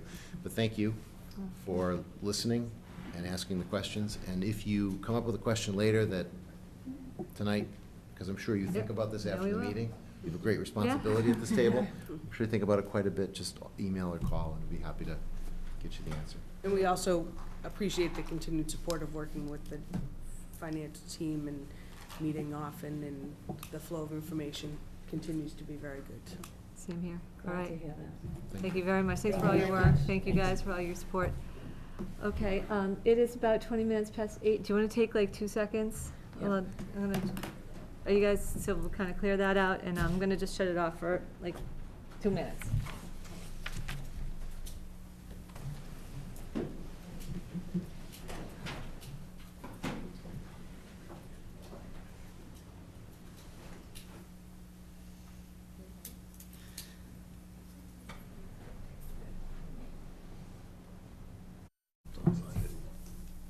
That should be, I'm logged into it here. All right, thank you. Just had a short little break to kind of get ourselves situated as to what we're going to do next. Next on our agenda, what we're hoping to do is we're going to sort of take some time here on camera and in open meeting to start talking about how we can take all this information, put it together, and come up with some, hopefully some kind of plan for the budget, taking into account all the departments that we've talked to, and the finance team, the department heads. So we're also trying to get an overhead projector to work. But so just to poll the group, are you guys okay if that's our next step? We'll kind of start to look at some. You know, we've collected a lot of information. We're going to start taking a look at what that means on paper and what we can do to start chipping away at that deficit, given the impact scenarios that people have told us they could or couldn't manage. Having said that, what we're going to do, we still have the finance team here and a member of the school committee, but you guys are welcome to stay. You don't have to stay. I mean, we're going to be taped. But as far as the rest of the week goes, what I would anticipate tomorrow would be going over whatever, or if any scenarios that we come up with here. We'll send that to you, we'll send that to the finance team after the end of the night, or one way or another you'll get an email from me about something. And then also tomorrow we'll probably, hopefully go into, I know it's still a draft warrant for the annual town meeting and the special town meeting. We'll go over those tomorrow. On Thursday, we have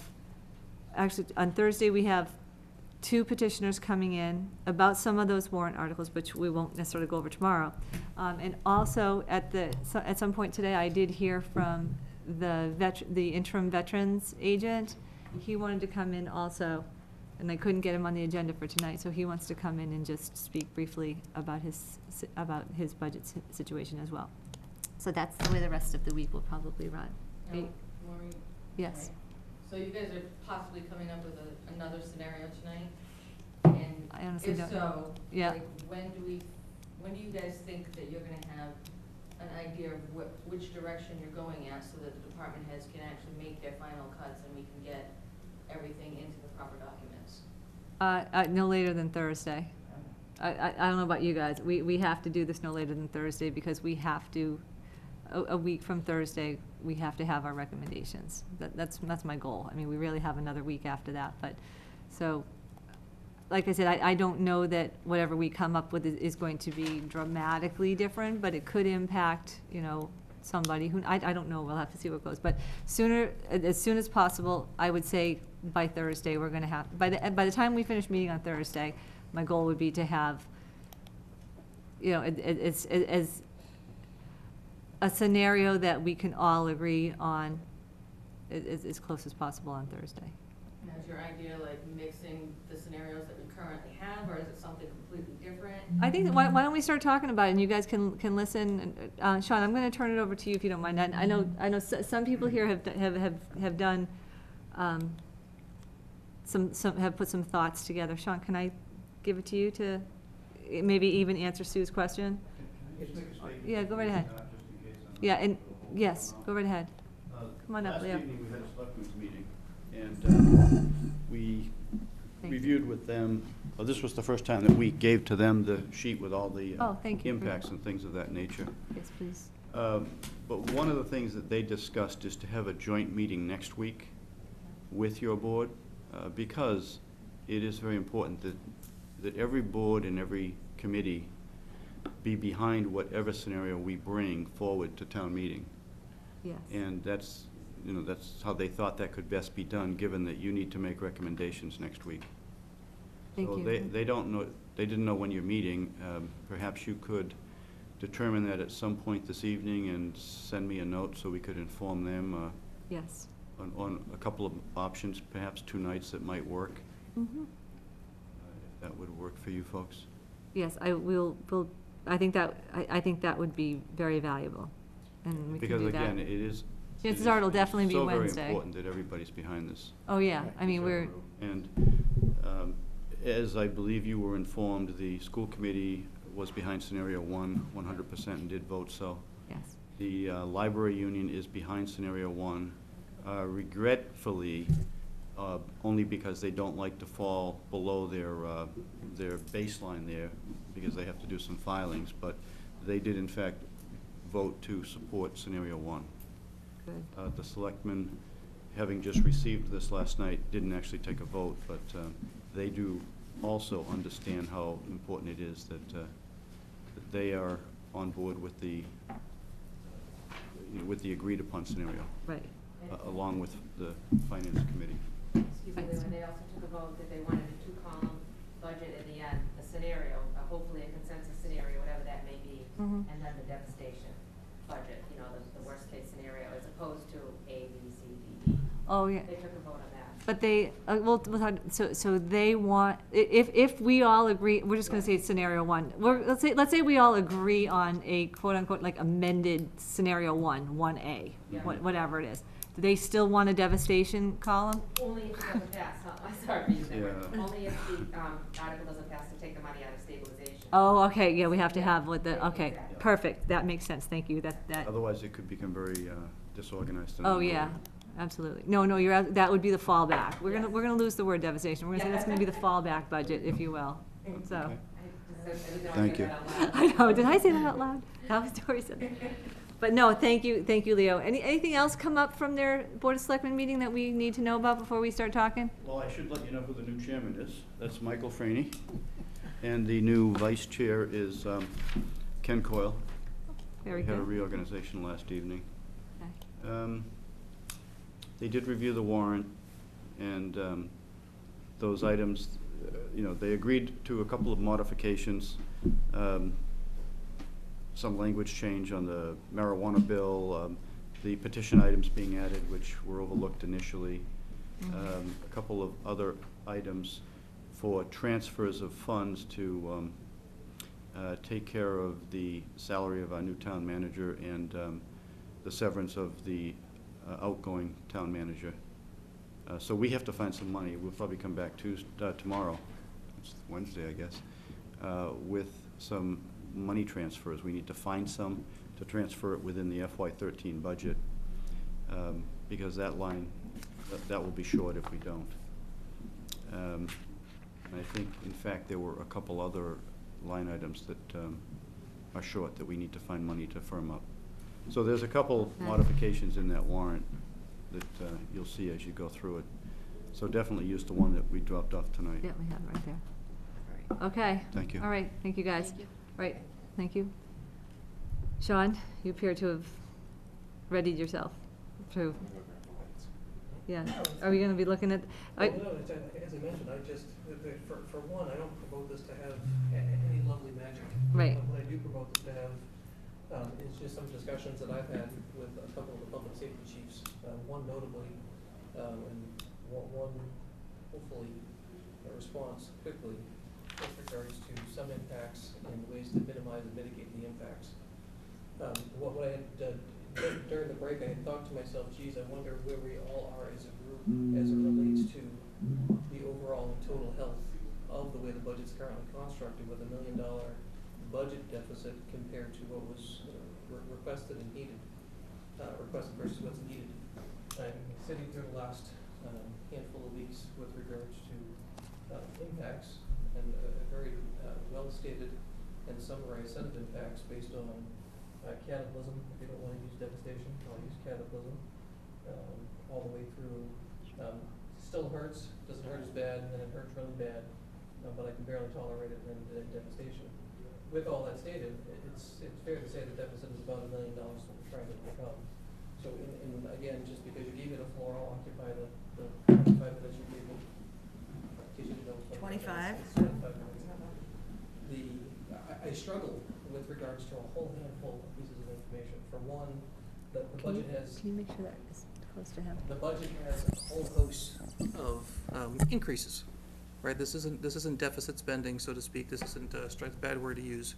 It's not a level funded budget, so it's not cutting services, at least as it's originally constructed. There are some increases. When you get into the nitty gritty of the increases, you realize that some of the increases are from settling union contracts, like the fire service budget. It seems like it's a pretty aggressive increase of 14%, but the vast majority of that increase goes towards offsetting a previously agreed and voted CBA. So do some retro and to pay for the current contract. Further, looking at a couple of policies that the town has had, I'm both victim and party to them over time. Being here for, nearly 10 years on this particular group, is the snow and ice deficit, which really is the biggest hurdle and headache that we have in front of us. And you look at the numbers, whether it's $80,000, whether it's $100,000, where it currently sits, we build in that what I consider, and I'm no financial expert by any strike of the imagination in public setting, structural deficit every single year, and we truly spin a roulette wheel saying we're going to hope for a dry year, and of course we came into a year where we had both fall storms and winter storms, which really gave us a worst case scenario. So when you look at the factor of that snow and ice deficit being above $500,000, you look at the loss of the American Recovery and Reinvestment Act grant funding applied to the schools, you see a mounting decrease in available funds. Okay, so with all that stated, I also see that I know we're having a lot of success with putting money into the stabilization account. And I had a conversation via email with Selectman Burbine today with regards to, well, geez, what's the purpose and value of that stabilization? Now, I have it drilled into my head, and I believe that you don't use stabilization to fund reoccurring expenses in your budget. It doesn't make any sense. Stabilization is that rainy day fund. When a big hole blows into your roof or a house falls on your sister-in-law, it's one of those where you need somebody to help move that particular house. So to me, snow and ice deficit constitutes one of those, well, hey, we didn't see it coming. But I find myself continually arguing that, well, wait a second, maybe we did see it coming. Because the budget itself is so low, that number is so low. So what are we going to do to offset it? So I had put together some things here, just my thoughts, nobody else's thoughts. There's no consensus, there's no other, and no one here at this table has had any contribution to it. I have consulted with a handful department heads just on, hey, this is what I'm thinking, and I'm gonna present my pitch to the group, which is based on all the work that the finance team has done. The goal, frankly, is to, I agree with using stabilization to fund the deficit. I equally agree with putting whatever the free cash number is back into stabilization during the fall special town meeting. I further suggest that any capital expenditure that we have in the fall becomes subject to a debt exclusion. And that's the only way we should fund that capital. Let the townspeople make the decision as to what they want to buy and how they want to use their money. Keeping our stabilization fund balanced, trying to get it, whether it's $1 we get back, or $200,000 or $500,000, I have no idea what that number would be. Put that back into stabilization. And in the meantime, start to address the snow and ice piece with this budget cycle by incrementing it by $50,000, moving it from $100,000 to $150,000. So with all that stated, I personally believe that I've heard thoughts with regards to, do we do an operating override to fix the structural deficit that exists, whether it's from the snow and ice, whether it's from the ARA funds, whichever. At this particular juncture, I'm not a fan of an operating override. I like give the taxpayer the choice and have it be short-term, whatever the duration for that debt exclusion would be for capital pieces, and we already have a mechanism for it, and I think capital fits the bill based on certain types of capital for those debt exclusions. And we do capital every fall, so when there's capital and there's a plan, I'm not saying it's a great plan, I'm just saying it's an option. So you would make you would stay with scenario one? Nope, not at all. I'll go through that now. I wanted to give you the background. Let me just ask just a question about, are you saying, so if we use stabilization as anticipated and put it back in the fall, are you saying put all free cash into stabilization? Whatever you take out. Not just whatever you, assuming we take out 500, we have 500, we'll put it back in. There's a couple of ideas that kind of have been afoot that I've floated today. One of which was take the lesser of the snow and ice deficit, or whatever number, and like I said, Selectman Burbine had a couple of ideas that I'm certain he'll talk about on his own accord. But to that end, what I had done with the finance team's spreadsheet is all I did was just put in a couple of formulas. And I said, well, geez, looking at column K, if you guys can see column K just says suggested reduction. Just to be clear. And just so I can mention something, I know this is not on, there's no camera on this. Okay. So, I don't know. Well, I'll be as descriptive as I can. Call me Robert Frost by the time we're done. So just have to get a copy of this into the minutes, just FYI. So to that end, column K would just be the suggestion. What I did was I just kind of stratified the proposed reductions. I called the cataclysm, the big budget deficit, if you will, option 3.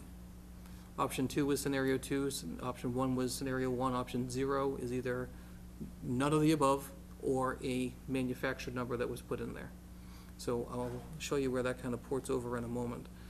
And I'll go through the background. Sue actually had asked me, and unfortunately I did not have an opportunity to give her kind of the background data so everybody could be on the same page today, so I'll just kind of give that now. So the basis, option 3, taking the most amount possible, which is column H, which is the actual deficit. So you'll notice here that column L reflects what's over in column H. So I suggested taking the most because, well, that's what I read the finance team saying, that the accounting, the budget could cover it.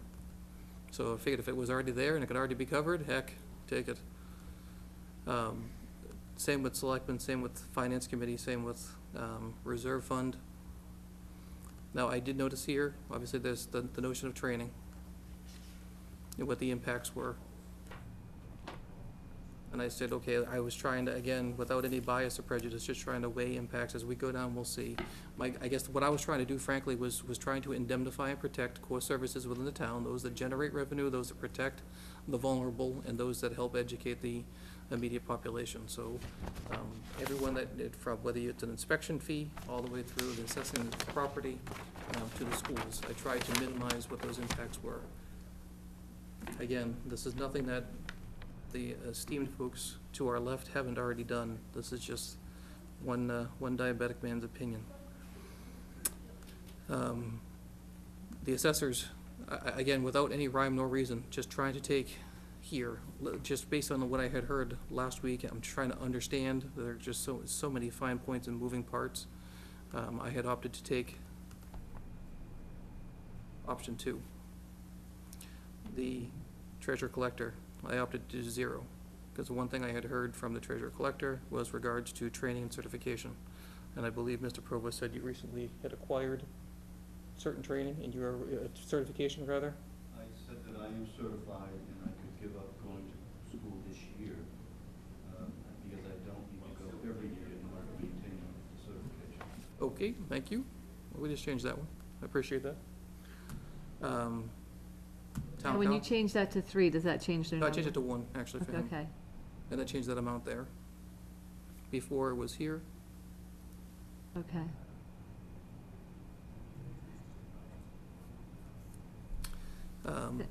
Shannon, maybe I missed it. So scenario 1, your 1 is our 1? Yep.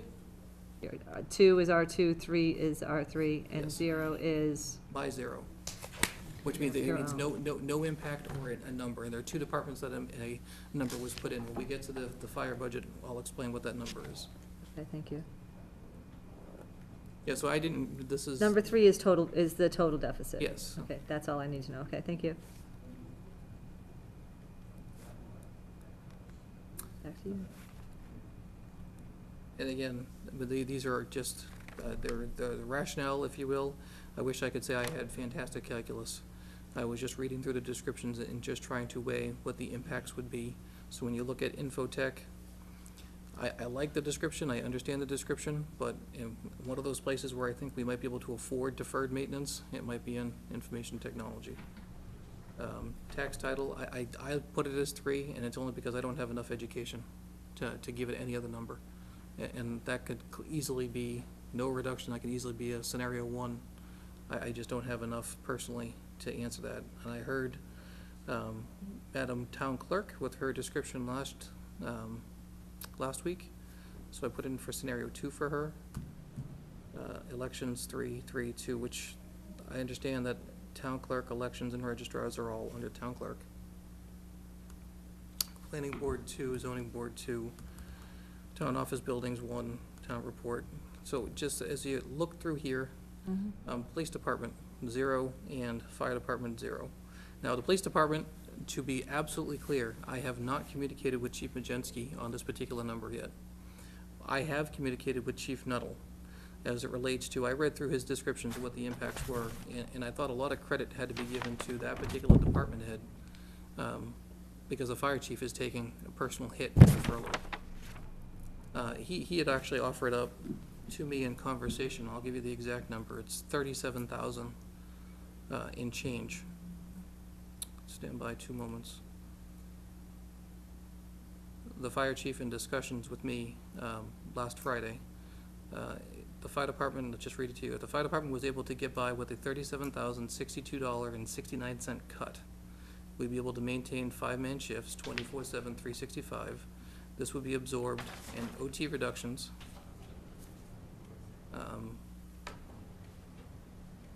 That's what he had written. And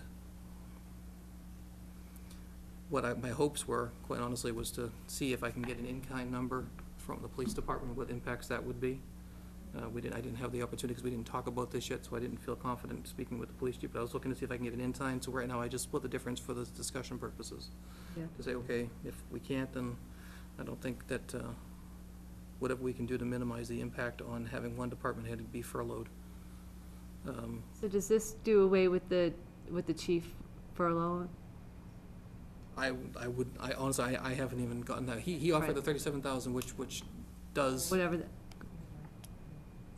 I be recognized for a moment? Sure, of course. I just want to clarify something. The fire chief is not the only individual talking about furloughs. Okay. There were many others in that scenario. Oh, well, thank you. Like I said, I was just reading from. Is it okay if we? Yeah, of Please, course, Jack. absolutely, you're part of this, Ch- ch- yeah. I think instead of coming, because again, what I don't want to come across is speaking declarative. You I'm you not- see the bold number right there, with the reduction in salaries, the number right above it? Yep. those would be, all have to be furloughs through the town hall. That's right, and Leo, you mentioned that last week with regards to trying to get as much work done. Right. Taking days off, you have to work more before and you work more after, so. Thank you very much.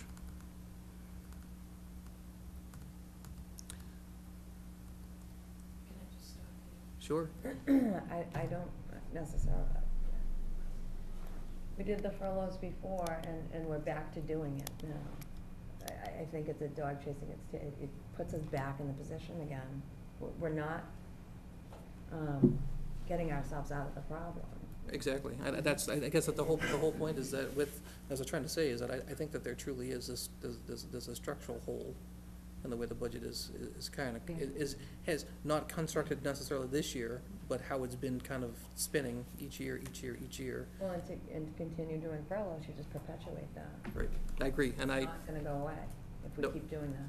No, We're gonna no, no. still keep on asking these people to furlough their days that they. Mm-hmm. No doubt. I agree with you. I'm not advocating for furloughs. I'm actually trying to do away with asking anyone to work for free or to work less with a bigger workload. I'm absolutely asking, I wish I could do that here. All I was trying to do was go with the same notions of scenario 1, 2, and catalysm, devastation, the big one, the Big Bang theory, so to speak, and try to minimize that just as a conversation point for us, just to see where we wanted to go. I kept the schools with regards to the way the school was. That's As we- scenario one, right? That's scenario 1. Which mind you, whatever that ARRA number is, whether it's 400,000 or 450, it's pretty darn close to what that number is. Highway, I suggested nothing, take nothing from the highway department, Which would let them keep those positions. right? We just talked to Kenan about, okay. Board of Health, look, just with the written impacts here. I thought I could do, personally, I was just, again, this is just mine. I said, geez, I can do without grinding some of the stuff at the compost center. And again, I wear an insulin pump on my hip and I make provisions for my own sharps disposal, so I figured that would be okay. So the public health nursing, the same difference. I heard the Council on Aging. I just heard the stamps piece, so I said, okay, you offer the stamps, I'll take the stamps. Veterans, well, I think that since we're kind of de-escalating 2 wars, and we have a perpetual war on terror, I do have a personal passion for making sure that I can give back whatever it is I can give back. Library department, that same difference, with a department that comes and says, hey, listen, I have to have a waiver, and much like with the schools who said, hey, listen, we just got our certification back, I would hate to thrust any department backwards. And I believe that this department is pretty bare bones, and that's notwithstanding what you, Leo had just mentioned with regards to library union and scenario 1. Recreation, you guys can beat me up about that one. I took the most from there. Because it all just simply says just reductions in Reduction in the salaries. salary of an employee that's not hired yet. Okay. And then just the minimal effect ones, I just said, okay, it's already de minimis regardless, we'll take the de minimis piece. And All those- really, okay. And that up, it's I'll ask back to the town accountant and Leo, is that's our shortfall here, is it 1,083,290, is that the right number? 63,000?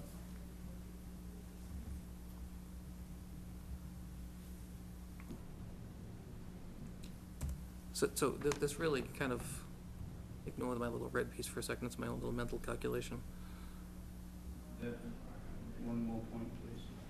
Go ahead. You could bounce it back up to 83, depending upon whether or not we find the money in FY13 to take care of that previous town manager's severance.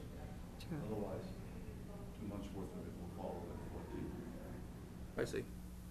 So the delta, the change, the difference is between what the actual deficit in the budget is and what we still need to find.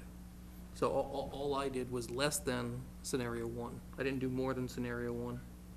I did less than scenario 1, and that's the reason why I started the discussion here, saying, geez, part of my discussions with Selectman Burbine is that we were both, at times can be to the right of Attila the Hun, but we were both in a position to suggest that, wow, there seems to be something structurally wrong with this budget.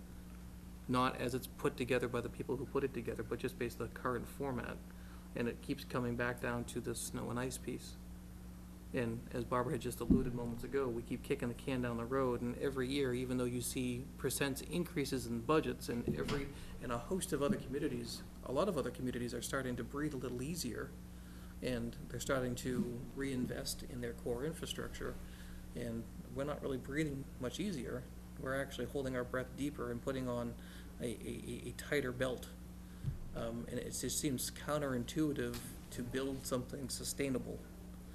And again, living through one of our tax overrides for trash, that was something tangible, something I could put my hands on. So when I started to try to think of the psychology of why would one group vote for one and versus another, and that's where I came down to, well, geez, capital. Even if I had to take $700,000 out of stabilization, not as a recommendation, but just simply as a statement of discussion,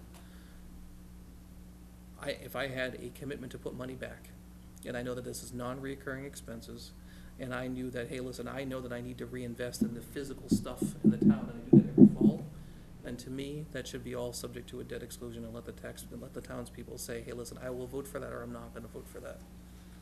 And that's really what that's, again, where my mind was at, trying to figure this one through, is I'm trying to minimize the impacts of the town so we can actually have departments do what departments need to do. We heard the highway department, we heard the school department, we've heard from the finance team moments ago, is that, hey, by the way, we're all taking hits. Each of our departments are taking hits, and it's gonna hurt, and it's gonna have impacts.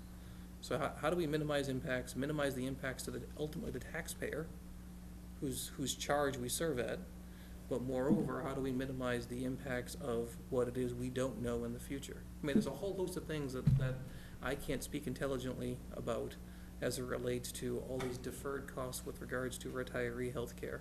I can't tell you where your health insurance renewals are going to be in the next year. I can't tell you what your workers' comp exposure is going to be. I can't tell you how green the grass is going to be or how dry the summer is going to be. All I can say is, did we plan for it, yes or no? And what I failed to mention here is, as we didn't discuss, or as I mentioned, I didn't put it in, you know, that technically should be minus 50, right? Because you're going to take off any offset, and you're going to increase column B. I would suggest you increase column B by $50,000 to make that 150 grand, which will just up makes, that. which just makes the picture a little worse. Mm-hmm. Okay. You know, my intent was to look at this particular budget and say, geez, I wonder if we can truly identify, we can be extreme and say, let's just go with the actual deficit, make the necessary cuts, come back next year. You know, the budget, the governor had said his cash receipts for this particular quarter are higher. He might try to reinstate some of the cuts. You know, some legislators are trying to push forward to reinstating some of the local aid. Whether that happens or not, I don't know. But to me, that's just a can. I think there is capacity. One last point, I'm sorry, Maureen. Yeah, go ahead. I think there are areas, like Cindy had pointed out, that may exist in budgets that just need some challenge. My personal opinion is that $75,000 is something that needs some challenge. That's an up, but then that's real money. $75,000, mind you, if you refer to cell L88, take 75 grand off of that, that means you're only $50,000 away from what the actual deficit is and what these cuts in the use of stabilization. I only suggested, mind you, to use 500 grand of stabilization. Now again, that's in absence of knowing what the impact would be on our bond rating. That's in absence of knowing what the long-term impacts would be on anything else as to how the town is viewed. Well, just to take that piece there, taking money out of stabilization, I think I would like, being that we know that the schools and the library, school committee are behind taking money out of stabilization. I would like to know if the finance committee here is on board with doing that, with supporting that as at least a piece of this. Taking a sense of Yeah, I would like to take a meeting, I'd say yes. Okay, so I'd take all those in, again, sense of the meeting, all those in favor of, as part of this solution, taking the funds out of stabilization equal to the deficit on snow and ice, and those in favor of doing it. With the intent of putting it back? With the intent of putting it back with free cash. Okay, so I think we're all on board with that. Okay, yes? again, understanding that that needs to be a town meeting decision, but we would all support that. So I think we're all on that page. With that, is, I don't, what is the actual snow and ice deficit now? Could be 5, right, because he said there's a couple of bills that are 540. So if that's the case, then, 540, you say? right. But you mentioned, Ken might mention that he has a couple, so you just, I'd round up to the 540 number. So you have 540,000. Do you wanna put that in there? That- Or does that mess up your number? Okay, 540, okay, so that's where we're at, which there is money in stabilization to do, okay, so that's where we are. Right. And we all agree that that's a good, that's the place that we need to start. Well, and again, so that still leaves with, assuming, let's just wave our magic wand, we're gonna go with the options that I just discussed, which is not my inclination to do so, just as an option, you'd still need to come up with $76,000. Okay. Shall we go back up and, Yeah, can Let- you, well, I think I'd like to look at these a little, you know, a little more closely. Yeah. Should we go, Yeah. can we go like department, like if somebody has a particular department, rather than start right from the top? Do we- Sure. Okay. Yeah, because I mean, I don't, yeah, let's. I would like to revisit Council on Aging and their salary increases there, because I know what she had to say. I do understand, but I'm also realizing that several, you know, there's a group in this town hall, with clerks and things like that, that have not had a raise in the same amount of time. They've also furloughed time in the past years, and they've also had their hours cut by 3 hours a week for the last several years, and I don't see that coming back anytime quick. So- And if those were raises, I think that the previous town manager had offered to have, it would have been done the same way that the other ones were, so I would take out all of those increases to start. This is my personal thing. And then maybe look at postage as well, because they do have groups that can pay the postage. And some office, I guess it's custodial supplies, I was looking at their line item, it was, I believe, $25.40. And I'm noticing town hall, I think, was only like $1,500 or $2,000. The library had $2,100, and they've got kids and everything else, so I think we can maybe eke a little bit out of there and still keep them so that they haven't lost programs, they haven't lost staffing, and the staffing that they have, don't forget, we're on grants at one point, and almost lost their positions when the grants got, so by coming back over to the town side, they in a sense did get an increase in salary already. They were able to keep their positions. They can keep all their positions, they'll keep line items in pretty much all of their budgets except postage, which, Do you? So based on it, I mean, I know we talked, 10,000 was from the 10,000 was the COA director's position. There's 10,000 available in all that. of them together, I think she had, including hers, I think there was about $11,000 in there for, increases, $11,539. I think it, 2013 adjusted budget for salaries was 73,264.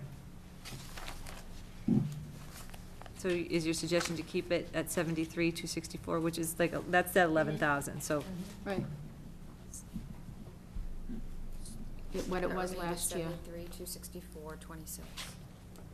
Yes. I think that we sat in here and we did listen to John talk about I think the 10,000 is, that's covered by unions, and that's obviously out. But we listened to the explanation on the van drivers. The van drivers, if they're gonna get their CDL, Yeah. well, I don't think that was a surprise coming into this. I remember hearing that. About, Going from a traditional license to a CDL and having an increase that's something to recognize that increase in the CDL. so are we gonna, are we talking 10,000 or 11,000? That's really what it comes down to. I think it should be It's- 10, personally. I would and then support, that difference just goes to the van drivers only? or whatever they do with that other $1,000. I mean, we don't tell them what to do with the money. We just, I think the 10 has to come up. Yeah, It's not- I'd say we I don't take- think it's been So take out an additional 10 on top of the 4 that's there? Because what did you already Hold take on. out? I didn't take, I just, that's, so the 4 Four- is the four actual, was- is the worst case scenario. Four is, and worst case scenario was postage, I think, right? Let me just double check that. Greater reduction of postage, creating the need to request from acting elders to cover the costs. Okay. And that's, and let's see here, and other account expenses creating the need, so reduction in postage and other expense accounts. So would it would cover the postage, it would cover potentially, Cindy, what you were mentioning. I they'd think have postage and some of their, cleaning custodial supplies. Okay, so if we kept 11, so are we talking about that number that's currently in there, which was scenario 3, which was I'll put 4,400 plus 10 or plus 15? Plus how much? Like plus 10? Because that keeps their, that already reduces, it reduces their salary by 10,000, and it reduces those other expenses, postage and clerical supplies. salaries be adjusted in the fall? Can salaries be adjusted in If they the get their fall? CDL licenses, can they be adjusted in the fall to reflect the CDL license at that point? I think, well, you know what, quite honestly, if I'm going on what happened with the town manager last time, the town manager has the right to increase salaries unless they're union, if he were to see fit. Same way what happened this past fall. If there's funding now, but that would have to come out of existing budget, there wouldn't, existing budget, not necessarily the COA salary. I'm just going off what we did last year. So, the answer to your question is, can those salaries be increased in the fall or at some other time when the Once we regular? know they've got their CDL license. They could, yes. They could, as long as it can be found within the existing town side of the budget. And So- it wouldn't be that much at that point, I wouldn't think. It wouldn't be like it's a big jump, it would be a Yeah. fairly insignificant jump, so maybe, Before, for the sake of talking right now, just don't put in any increases, let them get their CDL licenses. Once they get their license in the fall, we can adjust accordingly if necessary. I think she said some of them are getting them this week, didn't she? Or They're next? taking a test, Okay. doesn't mean they're gonna, I don't, yeah. I don't know, I'm just. I'm honestly, for $1,000, I mean, if we're talking 4,000, 4,500 there, plus another 10, I would be comfortable with adding 10 on there. So make for it now. 14, okay. Are we okay with 14,400 and change? It leaves $1,000 or so in there if they were to increase those. And if we come down to where we need $1,000, I'm comfortable going okay. back and revisiting that. I'm not trying to tell you what to do, I'm just No, suggesting that's- that's my thought process on that. Fine. And Cindy, thank you very much for spearheading that and thinking clearly about that. What would be the next thing that, I think we should seriously consider that, again, that 75,000, I don't think that we can add that into the budget, can we? Because that's a warrant, that was an article, there would have to be an article in the fall to rescind that amount, I would think. We can't get it on this, we couldn't get it on this one, I don't think, so. It doesn't revert to the budget, right? It stays in the article. It stays in the article and then it reverts to Back to, doesn't it go the back general, to free cash? the general fund. Revoke the article, rescind it and revoke the article to use it in the budget, which could be done, but not easily. We missed the vote for that on this meeting. Because you don't have the warrant, Pretty much because the selectmen would have to have another meeting. Yeah, open the warrant, put, yeah. okay. But I think we should see, oh, but, okay, we can't, well, okay, we can't, Are they meeting next week? They can't reopen that warrant?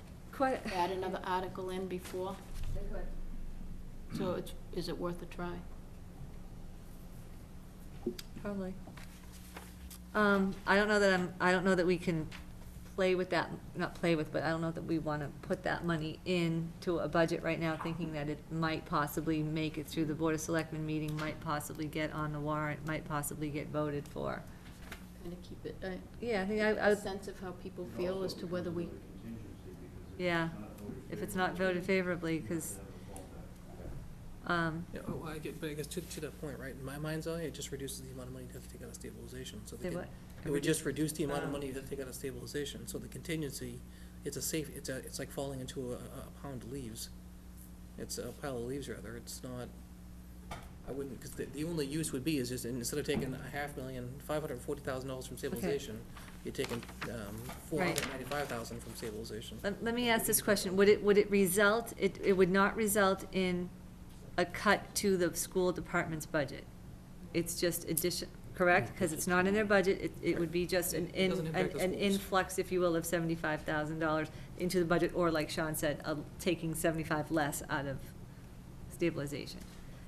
I guess the point I'm trying to make is, I don't want to change the school department's line item here, because they've met with the school committee, and they are agreeing to a $367,000 adjustment. I don't want to add another $75,000 to They wouldn't that. do that. Okay, No, we that's what I do definitely not would not want do to do. that, 'cause So, this okay, was- all right, good, so but it's 75 somewhere out there that maybe if all the dominoes fell in the right way, we could take less out of stabilization. If we're just gonna take it out of stabilization to close the gap, why not just leave it with them? Right. Why would you leave it with them? If right now it's just, it's Right money now that- it stays. It's money in a can that they're not even using. Yeah. It's not being used by anybody, it's literally just sitting in a drawer. But I think the good thing about it is that we real real, Stabilization then anyways. Well, no, if it would have failed, then we have a different challenge put in the meeting that says, how do you wanna solve this problem? With no money. Well, we don't, I don't know what's gonna happen in September, October, November, if the thing were to fail or not fail. I guess that's one of those variables that Okay. I'd rather play. but right now, at 10 minutes past 9, we cannot put that into the budget right now. So we've had a lot of conversations, so let's keep that aside and let's move on to the next thing, okay? What is another thing in here that, people want to challenge or question? Maureen, may I? Yes, Sue, of course. I noticed that you have nothing coming out of the veterans, out of the 3 scenarios. We have it budgeted high, we've used it twice in the last 2 years to do interdepartment transfers, and we've never hit that number. Is it veterans service, Veterans- veterans lots? Veterans. Or no, that's only 600. Just veterans. Veterans aid budget, so it's that budgeted for, I don't have my glasses on, sorry. I have, 847, and traditionally we used in 1252, and so far in 1347. Susan, so the 15, right, so line 55 rather, has veterans as, That one, yes, so $124, $378. right. hold on. It wouldn't be salaries, it's of the veterans aid. So Okay, that got one's it. dependent on how many people come in and actually need services, but it's traditionally been low, and we've traditionally stolen from that, no, sorry, don't use that word. Reappropriated that money. So with that stated, looking at history as a kind of our guide and understanding how we have some inflow of folks coming back, Mhm. the actual deficit, the worst case scenario is only $4,500. Right, So should that number be maybe. higher? It could be, but you don't wanna go too much higher either, because you never know if something And- ends and more people are coming back and they need more services. Right, but I guess if it was 47 was the FY13 thereabouts ballpark? Actuals, hold on, oh. It's near council on Aging. If I can throw something out, just since we're having that conversation, I mentioned briefly earlier that the interim veterans agent will be coming in to meet with us on Thursday. He seems to be under the impression that the cut is going to result in their assistant losing her position. The previous town manager made that cut. Oh, that's already cut? Yeah, he made the cut in this original. Oh, so the 119 or whatever we're looking at already is that position. I didn't even know that, so that's not part of this, that's, oh, all right. It's already been done. I mean, I don't So that's a, I don't wanna downsize the position, but, she handles the, what is she just does the vouchers and. I think she does it, putting up the vouchers and, all right. expense reimbursements. Double check. Okay, so that's already in here, and he's gonna be coming in on Thursday to speak to us anyway, but that's, as far as the recommendation that we were going off of originally, I already had that out. Right. Okay, thank you, I did. Unfortunately, he just found out about it today, because the communication Oh. wasn't there, and it wasn't our place to communicate it with the town. Understood, okay, all right. Thank you for that background, because we're gonna need it, so go ahead. So just additional, the $124, it says, looks like, just on our numbers here, it says about 44,000 was what was expended year to date, based on whatever date this was printed. Under The- 48. On the expense control report as of April 8th. Veterans agent.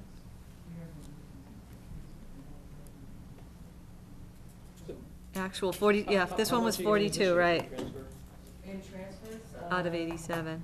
close to $20,000. So the conversation that we're having right now for those, the original budgeted line item for that, for aid to veterans is 84,700.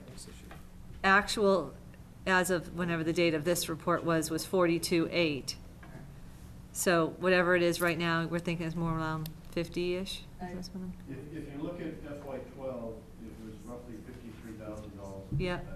Okay, so being that it's budgeted for 84, taking 20 out of that would leave it at 64, which is more, which is 1,200 more than was So spent last. for the purpose of the spreadsheet, though, I'm looking at the entirety of the budget. I'm not discriminating based on Right, where it's you're coming not. from. So I see a 124,378. Yes. So, but if we, where is that again? Council on Aging, you're seeing 124? No, that's right, because I'm in the other place. So what would we collectively be comfortable taking that number down to? As, it's standing at 124 right now. Where is the veterans agent though? Veterans Aid is up in salary. But You're not seeing, the 124,000 includes the veteran's salary. Veteran's salary that we have proposed for 2014 on this, I believe is 38,258. Down from 45,675, because there's a new veterans agent who doesn't have 20 years' experience, blah, blah, blah, whatever. So give me the salary that we're proposing for that, though. We're not changing the salary, we're not changing the salary on, that's 38,258.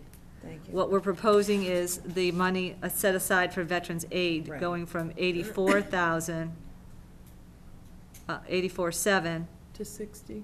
to, I don't know, Like what are we we took 20. proposing, 64,000? Taking 20,000 out, yeah, go ahead. Madam Chairman, Yes, the veterans aid position, there's not a permanent person in it right now. However, it is a position covered under the collective bargaining. the veterans agent, It is. So Yes. I do not know what that payment, what that salary has to be set at. okay. So when we were looking at the 2014 town manager budget, it was set in here at 38,258, Right, and, but we don't know that that's the one thing I for do sure. know is that the old, the Prior. previous veterans agent was making 41, more than that. yeah. And I don't know, because it's covered under the union, whether that amount Ca- can be modified. I don't know. So if even though the agreement- person is different, you don't know whether the salary Yeah, for I that don't know. position can be changed. See, an agreement hasn't been executed with the managers union, Okay, so I just throw that out there, that I'd say just drop it by 10, all right, let's drop it by 10, and, which would make the total deficit. because again, we're not dropping the salary, we're dropping the available funds for veterans aid. And we're keeping the salary the way it is on here, but we're not taking 20 out, we're taking 10 in case we do have to, like Leo was saying, if there is some sort of negotiated, bargaining. Because we cut from that, the salary that's lower than the current. Yeah, veterans the- making, and the- it's a union position. That's. Yep. And so I just don't know the functions of how that union's going to work when the agreement is executed as to whether you can hire someone new at a lower amount. Understood. You could if it was structured, that there are different grades or Different- yeah. levels within that position. But we don't know, because we're not, okay. So are we comfortable taking 10? Go ahead. Yeah, go ahead. Leo, is his salary reimbursed by the federal government? No, not his salary, but his aid budget. Nope, that's fine. Thank you. All right, so that's 10,000 that we're at that point. Thank you, Sue, for bringing that up. Sean, what did you have for recreation? You took the level 3, right? Yes. Scenario 3 on that? Okay, I think that's okay, again, all right.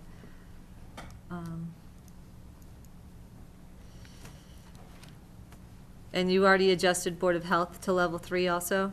Yes, all lines on the Board of Health. Yep, okay.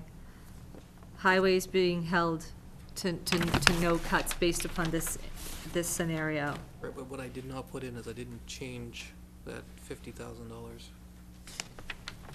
Which 50,000 To increase the snow and ice. You have not increased that. I did not do that yet. Okay, yes, okay, thank you. Let's hold on to that thought for a second. Okay. Okay. Fire and police, those are still moving numbers in there, because what you've done is you did not take scenario 1, 2, or 3. You worked out some other number, Right. okay? And so right now, the police chief had said he'd do a 17,005, he wouldn't be able to do 37,005. Okay. And the police you haven't talked to, but you No, plugged in a the police 17.5. did, the police did. I said, I just received a message from David Jensky saying the 17.5 he'd be able to absorb without any change. He would be able to continue hiring that replacement, Yeah, it would not have a reduction in force. including the dispatch, or? No, I didn't. Dispatch, okay, dispatch is off, okay, all right, that's fine, just checking. Okay, Stop there for a second. yep, Has there been any conversation about foregoing one police cruiser and pushing the number to 38? I forgot actually to mention that tonight. so, I think the police cruisers already came out of his budget. I believe those are not capital items, not in the budget. they're definitely, yeah, They were removed. yeah, so I think what you were saying, Chad, is that you thought that maybe those were still in the police budget, I did think that. and I think Leo's right, but we can check that. Okay, moving up the ladder here. Police, fire. Info technology. Okay. Sean, you took level 3 on that also? Yes. Okay. Where are we at that point? Based on those changes? 494, 3186. So we're 50,000 short. Okay. And not adding anything to snow and ice yet? And not Right. adding, that's right. And so, wait a minute, just moving further down, library, no changes? And what were they willing to take if I they? did not put any changes in. I mean, Do you think they could handle, like, I'm just thinking of arbitrary number here, scenario 1 was 8,500. I'm wondering if they could take like a 5 or something like that, and still not have to go after a waiver. And that waiver is my concern, is if they were. That's 8,500, they still have to go after the waiver, although she and I did a scenario of all 3 scenarios, and she would qualify for the waiver. She would. Yes. If we already supported this scenario, why would we not? Yeah, All right, put it back in. put it back in. And what about recreation, what did you do with that? They took the max amount, 5,200.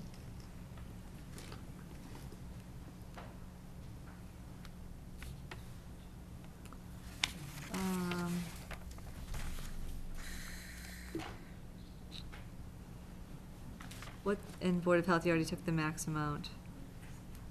Highway, holding harmless, we can't do anything with that, schools is done. Those are little ones.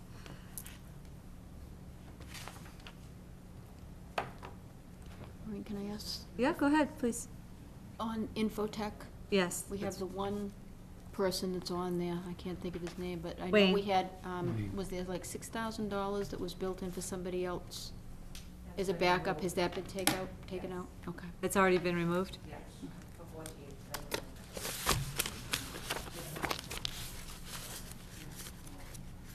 The deferred comp can be reduced by $2,500. Under, where is that in its own line item? Yep. Okay, cool. So deferred comp, Part of any of the scenarios, it's not part of any of the scenarios? it's all the way down at the bottom, right? Wait. Yeah, I got it, it's 15.2. Yes. But so since it's not part of the scenarios, that could be, we could add that line item in and reduce by, Put a negative there, of 2,000 with an asterisk, what it is. because that was the previous town manager's deferred comp, and Okay, the new town manager doesn't have deferred comp. and you change that to 12.7 for all intents and purposes here? Can you make that adjustment? Um,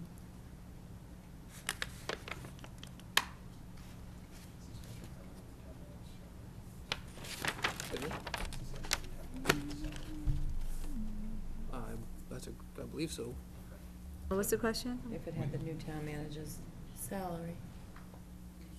I think it does. Does this We have the didn't new change town anything. manager salary? It does, right? Okay, thank you. I'm sorry, what are we at now? So we're at 40,000, is that where we're at? No, you're at 38,000. Okay, because you're figuring out that 2,000. So we're at 38. Still haven't upped snow and ice, but that's okay. But we're at 38. Okay.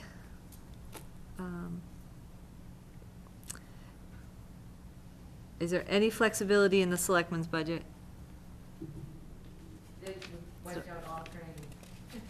The only thing that in the selectmen's budget that we're a member of the MMA, which is critical that we make, is take on all training and we actually, I meant to say, we took out the finance committee membership too, the $231, because we felt that that was critical that you needed, you could fund out of your finance committee expense line item. So we took that out, that was part of it. And we took everything out, reduced, went deep into reductions and expenses that probably are too deep, but that's what we did, and the rest is all salaries. So scenario 1 is a reduction in salaries and a reduction in training and supplies. So in scenario, when you say we took out, is that scenario 1? Because or is that prior to scenario 1? No, scenario 1 is reduction in all training, reduction in supplies, reduction in all memberships except for the MMA Association, and reduction in Oh. all expense line items, sorry, travel, reimbursement, expenses. And Sean, is that what did you take scenario 3 in? Yeah, I took the. So that's all, that's a reduction in salaries and reduction in training and supplies.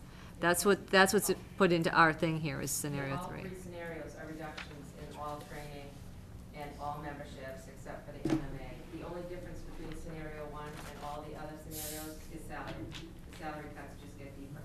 Okay, so scenario 3, which is in this proposed thing, is 9,200 in salary. That's right. How again were we gonna do that? All salaries throughout this entire budget. Oh, that's for, yeah, Some of them, require impact bargaining. true, that's A lot right. of the stores that It depended how high the salaries were gonna go as to who was gonna get impacted. We had talked about sharing it Right. there and the department heads taking furloughs. I needed, so that's part of the furlough thing too, okay, that's right. I just wanted to refresh my memory about that. Can't even, What about town council? what did we, well, what did we take in the PST scenario here? 229, 14, 25, which is the worst. So you took scenario 3. Yeah, but what I'm looking at is, all right, 2013 was 54. Mm-hmm. The proposed is up to 79, and I know that's based on what we spent, but what I'm thinking is, well, that's a controllable. That's some, well, to a certain, to a degree. What I've seen in the last 2 weeks. No, it's really not. That is something that, It's a Thursday just night. about every item that comes across the table is something that is involving town council these days. To assist management in making decisions, to assist board members in making decisions. It's incredible. Even here. Okay, so, I mean, so basically the increase from the 54 to the 79 is based on, I mean, we're raising $30,000 in an article just to get ourselves to zero, and that's probably not good. okay. I mean, there've been, I yourself. I know. Reasons to contact council, Mm-hmm. and from all the documentation you were kind enough to send me today, Oh, that individual I have more. would be working a whole day trying to read that. yeah, I have, which is, I don't even want to give, well, whatever. We spent approximately $84,000 in this fiscal year. Which was an unusual year, but still, you just don't know what next year's, what's going to make next year unusual, so I like the idea. I wish we could. Please. Furlough days for the town, for general government, whatever you take out for salaries, I kinda tried to figure it out. If it's around $12,000, that's 5 furlough days a department head. That's without touching the clerical. $12,000 equals, so 9,000.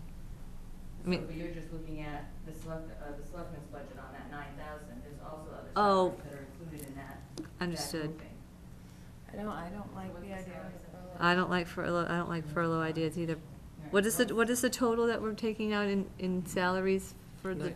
9,207.51. Oh, no, not just for selectmen, I mean, Sorry. all the, like, is there a total, I don't know if that's totaling still. 26,000.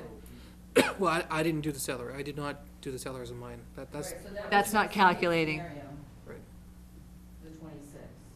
Yeah, 26 is where I did not do So that salaries. equates to, what, 10. 24, 487? that would equate to 10 days apiece. 10 furlough days apiece.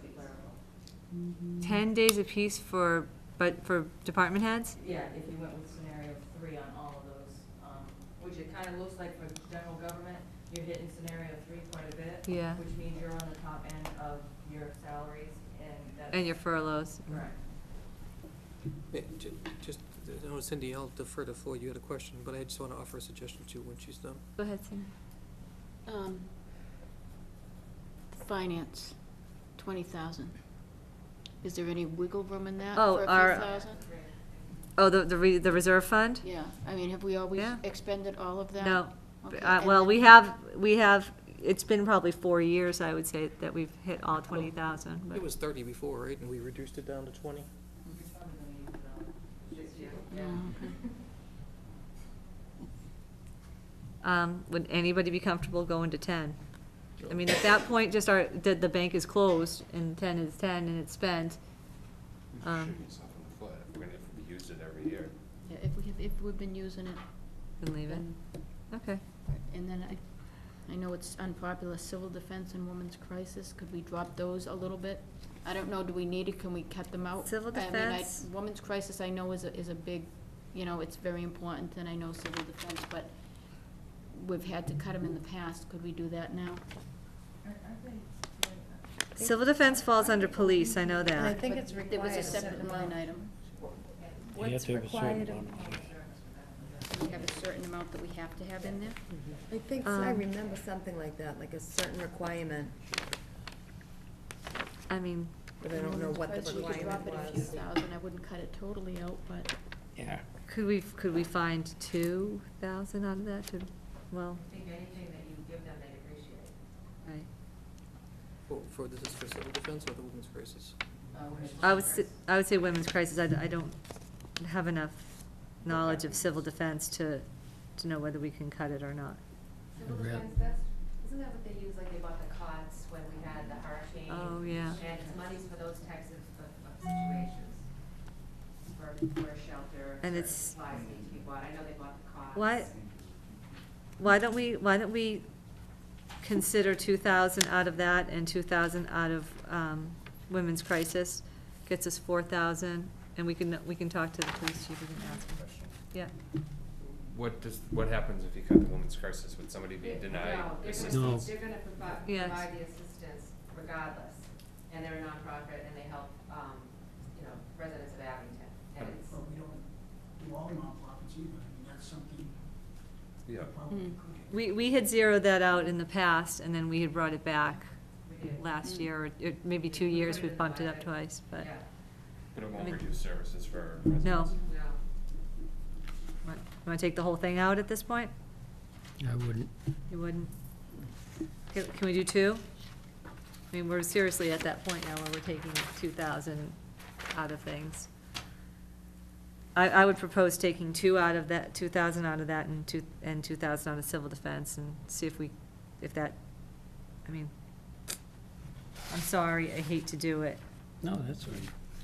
but if it means 4,000, gets us 4,000 closer to 0.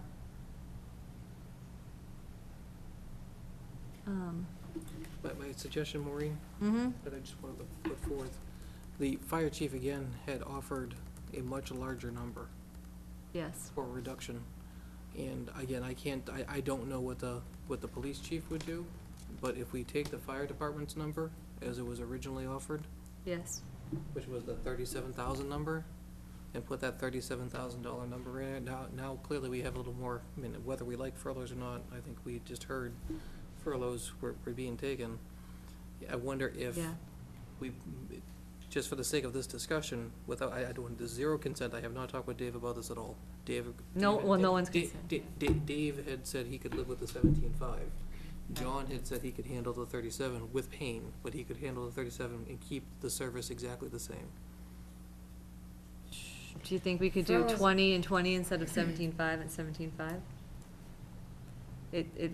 Or are you thinking something else? Give me your thought. I was honestly just thinking, I'd plug in the 37 for both, police and fire.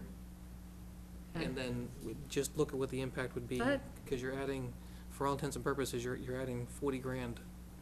That closes the, go ahead, I mean, And go. then you can rebuild, I'll put in the Okay. exact number that John gave me.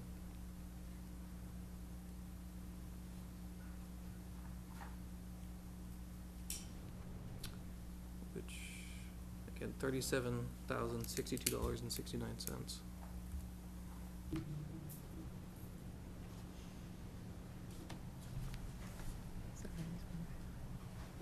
I don't know if we're still taping. I think we are.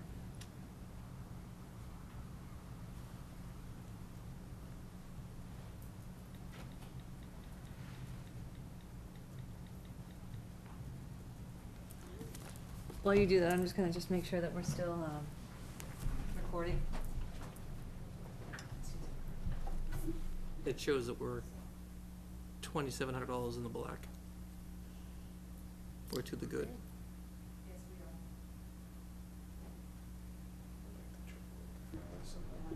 Right. What? I wanna see us chip away on those furloughs. Okay. Well, and some furloughs are being offered, and then some furloughs would be forced. Well, I don't think anyone wants to take them, but. Can you Right, check but for me the salaries on general government as to what the dollar amount is on that after your scenario? I didn't adjust the salaries. I didn't even calculate those at all. I didn't go through the process, so I kept your numbers exactly the same. All I did was the scenario based on the. Right, so can we You, look at the you want that scenario line item though, that salary? bold line item? Oh, sure, yeah, I understand what you're saying. Yes. Yes. So it's the $9,000 reduction, $9,200 reduction from selectmen's budget, as it's currently constituted now. The $7,351 from town accountant salary, so that's 16,500. The 1,093 from assessors, 17,600. The 35,0894 from the treasurer, oh, nope, I lied, 2,568 from the treasurer,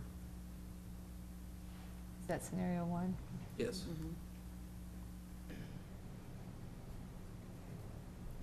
Town council doesn't impact salaries. Town clerk, Counting. 2,336.83 from the town clerk.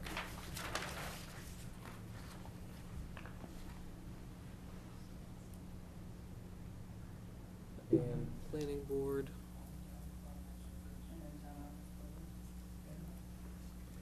town office buildings is a 1484.78.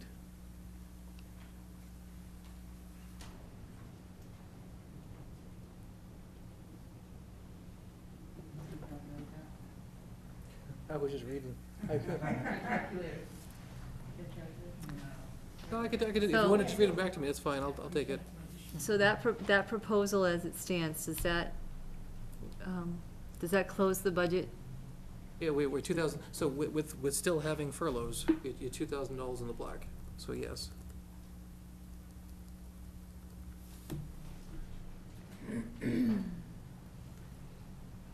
Well, Here lies the bigger question, right? So, I apologize, Susan, for not actually doing that calculation, it made life a little easier. But it then begs the question, do you say 560 from stabilization with the same intent, and then you potentially obliterate town government furloughs? It doesn't obliterate the furlough for the fire department.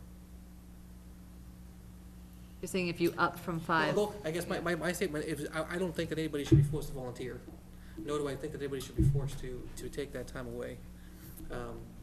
So I guess, are we truly at a point of austerity where we should be, this is really a measure of not, or do we say, hey, do you take whatever that number is from stabilization to ensure that the budgets are fine, right? No furlough, and you put that money back into stabilization in the fall, but you just take the number from 540 and increase it to whatever. What would it be?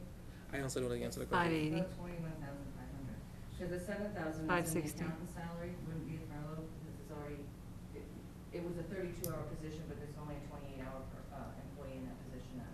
So you're looking at Okay. about 21,500. That's including the fire chief.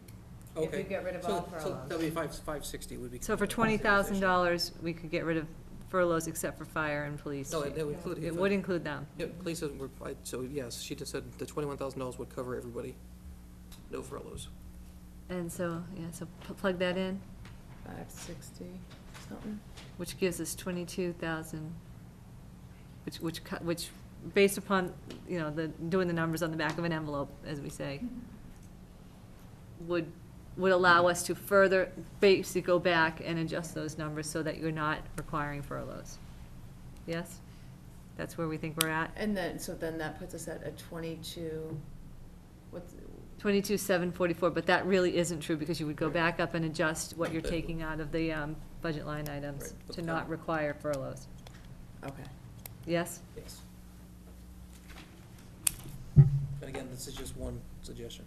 It started off as one suggestion, but I think we've kind of put some other thoughts around it. Again, they're not perfect, but, I mean, I'm not saying that, I think we've gone through most of these departments as far as like the numbers that we have and see what do we think we can do based from where we're sitting. Can we print that out and, We can save it. yeah. Let's save it first, Save it. before I and, kick the plug out. Think about it and hear any other ideas that, if there are. The town report, Yep. is that, so we've got 42, 48 in there. How much of that is required? Could it be, I know there's copies that are required in the clerk's office. Could the rest of it be put on the website and downloaded if you want it, and printed if you want it? Are you talking town reports or the clerk's office or? Town report, Town report. For 4,200. That's all required. That is printing up the postage for the warrant, the bulk mailing, the printing of the town reports, which is also required. So that, all of that money is required. So town report isn't just the town report book? Correct. It's Okay. everything. Town report line All item. reports. And we're in the black, now we're trying to get rid of furlough. Which we did, Well, we We did that. all of them.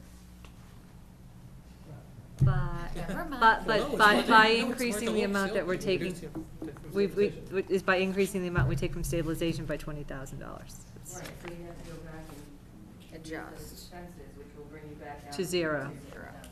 Exactly, yeah, you're absolutely Correct. right. Okay, That's exactly right. do we want to do that right now? Since in this proposal, we've taken additional funds out of stabilization, do we want to, we don't want to be looking at a spreadsheet with a $22,000 surplus, when we know that that's not what we're doing, we're actually going back up and adjusting these numbers? Oh, this is just for our work here. Yeah. And I think to Barbara's point, I think that I would prefer to keep it Okay, and then And let then, people's like, brains go around Right, it and try to and observe kind it. of look at because maybe the Okay, other so- thing, maybe we've missed something. yeah, so keep of- it of as this, fact. knowing that we understand it's a $22,000 surplus, because it's really not, because based on the actual numbers, we go in and adjust those line items to remove any furloughs. I'm comfortable with that. More or less is like a document to work off of and Yeah. go back over and fine tune, because I'm wondering if we missed anything that, Oh, it's possible. you know, as far as, Did you have- a fact. Send to me, so we could kind of look at it Oh, yeah, I think that was the goal, right? Yeah, well, that's what I was thinking Yeah. too, like, you may see an Yeah. effect that we are missing, that we might not see, or didn't consider tonight. Well, no, because I think collectively, we're technologically inept. I'm gonna email it from my other device here. Well, whose I'm gonna put it in this whose flash drive is that? That's Jed's. It's Sue's. hers. That's Well, what I she mean, already that's has what, it. it's hers. You already have a There you copy. go. There you go. You already have a copy. We'll Yeah, give it to that you in 2 is, I was seconds. gonna say, I think that is already yours. Yeah. Save it to the flash and, okay, so now let's just make a statement here is, that is a working document. It's not finalized, but it's a close representation of from where we're sitting, which seems to make sense at 9:45 tonight. So it's not the end game yet, but it's something that we think we should all take a look at, maybe you guys could all take a look at, and see if you can punch holes in it, or, I just wanna ask Sean, yes, did you increase the snow budget in that? no, no. Well, that's the whole notion, nice, that the whole buy spiel, well, that we're kicking it kick the can down the road a little bit. Right, so, we're still kicking. We are still can. kicking, and and again, it's definitely something that has to be addressed, whether it actually has to be addressed in this budget, or it becomes, a policy with the new town manager. I don't know the answer to that question, but I think it's been raised. It's sort of been vetted out there that it's definitely something that has to be addressed. We wanted to address it this year by raising it 20,000, but then we had to cut it back. Snow and ice. What? I think we should just go deeper than just snow and ice. It's the revenue coming in and then fix that. I think that's the $20 million question. Yeah. Okay, so, I want to thank you guys for staying, and I know I had hoped to let you leave, but I hope you thought that this was still valuable. Maybe it'll let us out here a little earlier one of these other nights. But thank you, I swear to God, thank you very much for staying for this. Thank you. So we're gonna hold off on that. Sean, you're gonna make that available to us. Let's not, I mean, it's still a working document, it's still a work in progress. Let's not all go crazy and send it out everywhere. But, Take a vote on that? what? Should we take a vote on that? What would you like to vote on? Go ahead. Just to Oh, geez, Chad, you know what? accept that as our scenario right I now? haven't seen it. Um, I never owned it. I don't know, Yeah, that was in the computer when I got here. Yeah. Sean, you guys, Sean, Definitive, so Oh. yeah, Rick was talking about, should we do some sort of like vote about how we feel about that right now? We could do a sense of the meeting. About snow and ice? No, about, I don't know, go ahead, Rick, tell me what you were considering. And what we just discussed, they had a whole scenario. That budget scenario? I think I need to look over it again more before I'd be comfortable. I myself, am just, want to look over some more of the, And we need to talk to the police chief, because we put a big budget change in. Yeah, we didn't, I think we, Less did, than and Area 1, but that's, to him, is completely out of left field. yeah, He was, like I said, he had the 17.5 in his head. 17.5 in his mind. And now we just upped that I- by 20. I think I'd like to let it, kind of sit tonight, for my own personal, sit tonight, let you guys look at it in some depth, touch it, feel it, make, and we're gonna be back here in Less than 20-something 24 hours. hours. So, I think if that's okay with you, I'm okay with just letting it be, but I think at some point we'll be making that vote. We're good, anybody else? Anybody good? Good? Sean, I wanna thank you for your thoughts, and Cindy as well, particularly everybody else here too, for your input in that, you guys, thank you very much. Thank you. Before we leave, do we want to approve minutes? Yeah. Okay. All right. Thank you. Thank you very much, guys. Thank you. There's a whole lot of thanking going on. Okay, this is, and we're gonna, and but tomorrow we're gonna also go over some warrant articles. Thank you. Hold on. All right. Oh, sure. Okay, different people, different things. Entertain a motion to approve the minutes of the Finance Committee of May 1st. Tom is not here, and Sean, you were not here, so they cannot vote on those. All those in favor? I can't make a motion, someone else has to make a motion. Motion to approve. Second. Okay, all those in favor? Okay, thank you. The minutes of the May 7th meeting, Steph and Sean, you guys were not here. No, I was here, wasn't I? Second. Okay, I was all here. those in favor? Oh, on May 7th, you were? Last week? I missed one. I missed a Tuesday, didn't miss Wednesday. Seventh was Tuesday, right? Yeah, seventh was Tuesday. What's today? No, that was. 14, it was Tuesday. Yeah, it was. Yeah, I was not here last Tuesday, I was here last Wednesday. Okay, so we didn't do the 8th yet. Oh, all right, that's what I missed, sorry. That's okay. Am I right? Is it- Yeah, you're fine, yeah. You're all right. He was not here Tuesday, but he was here Wednesday, but we haven't done the meeting minutes. Apparently I'm not here right now. All right, anything else we need to touch base on right this, so those are all, Who was the? Chad, okay. Thank you, I'm sorry, I missed that. okay. Yeah, motion to adjourn, I'm here and over here. Second. All those in favor? All right, great, let me just go shut that off. Thank you, guys. Hold on a sec.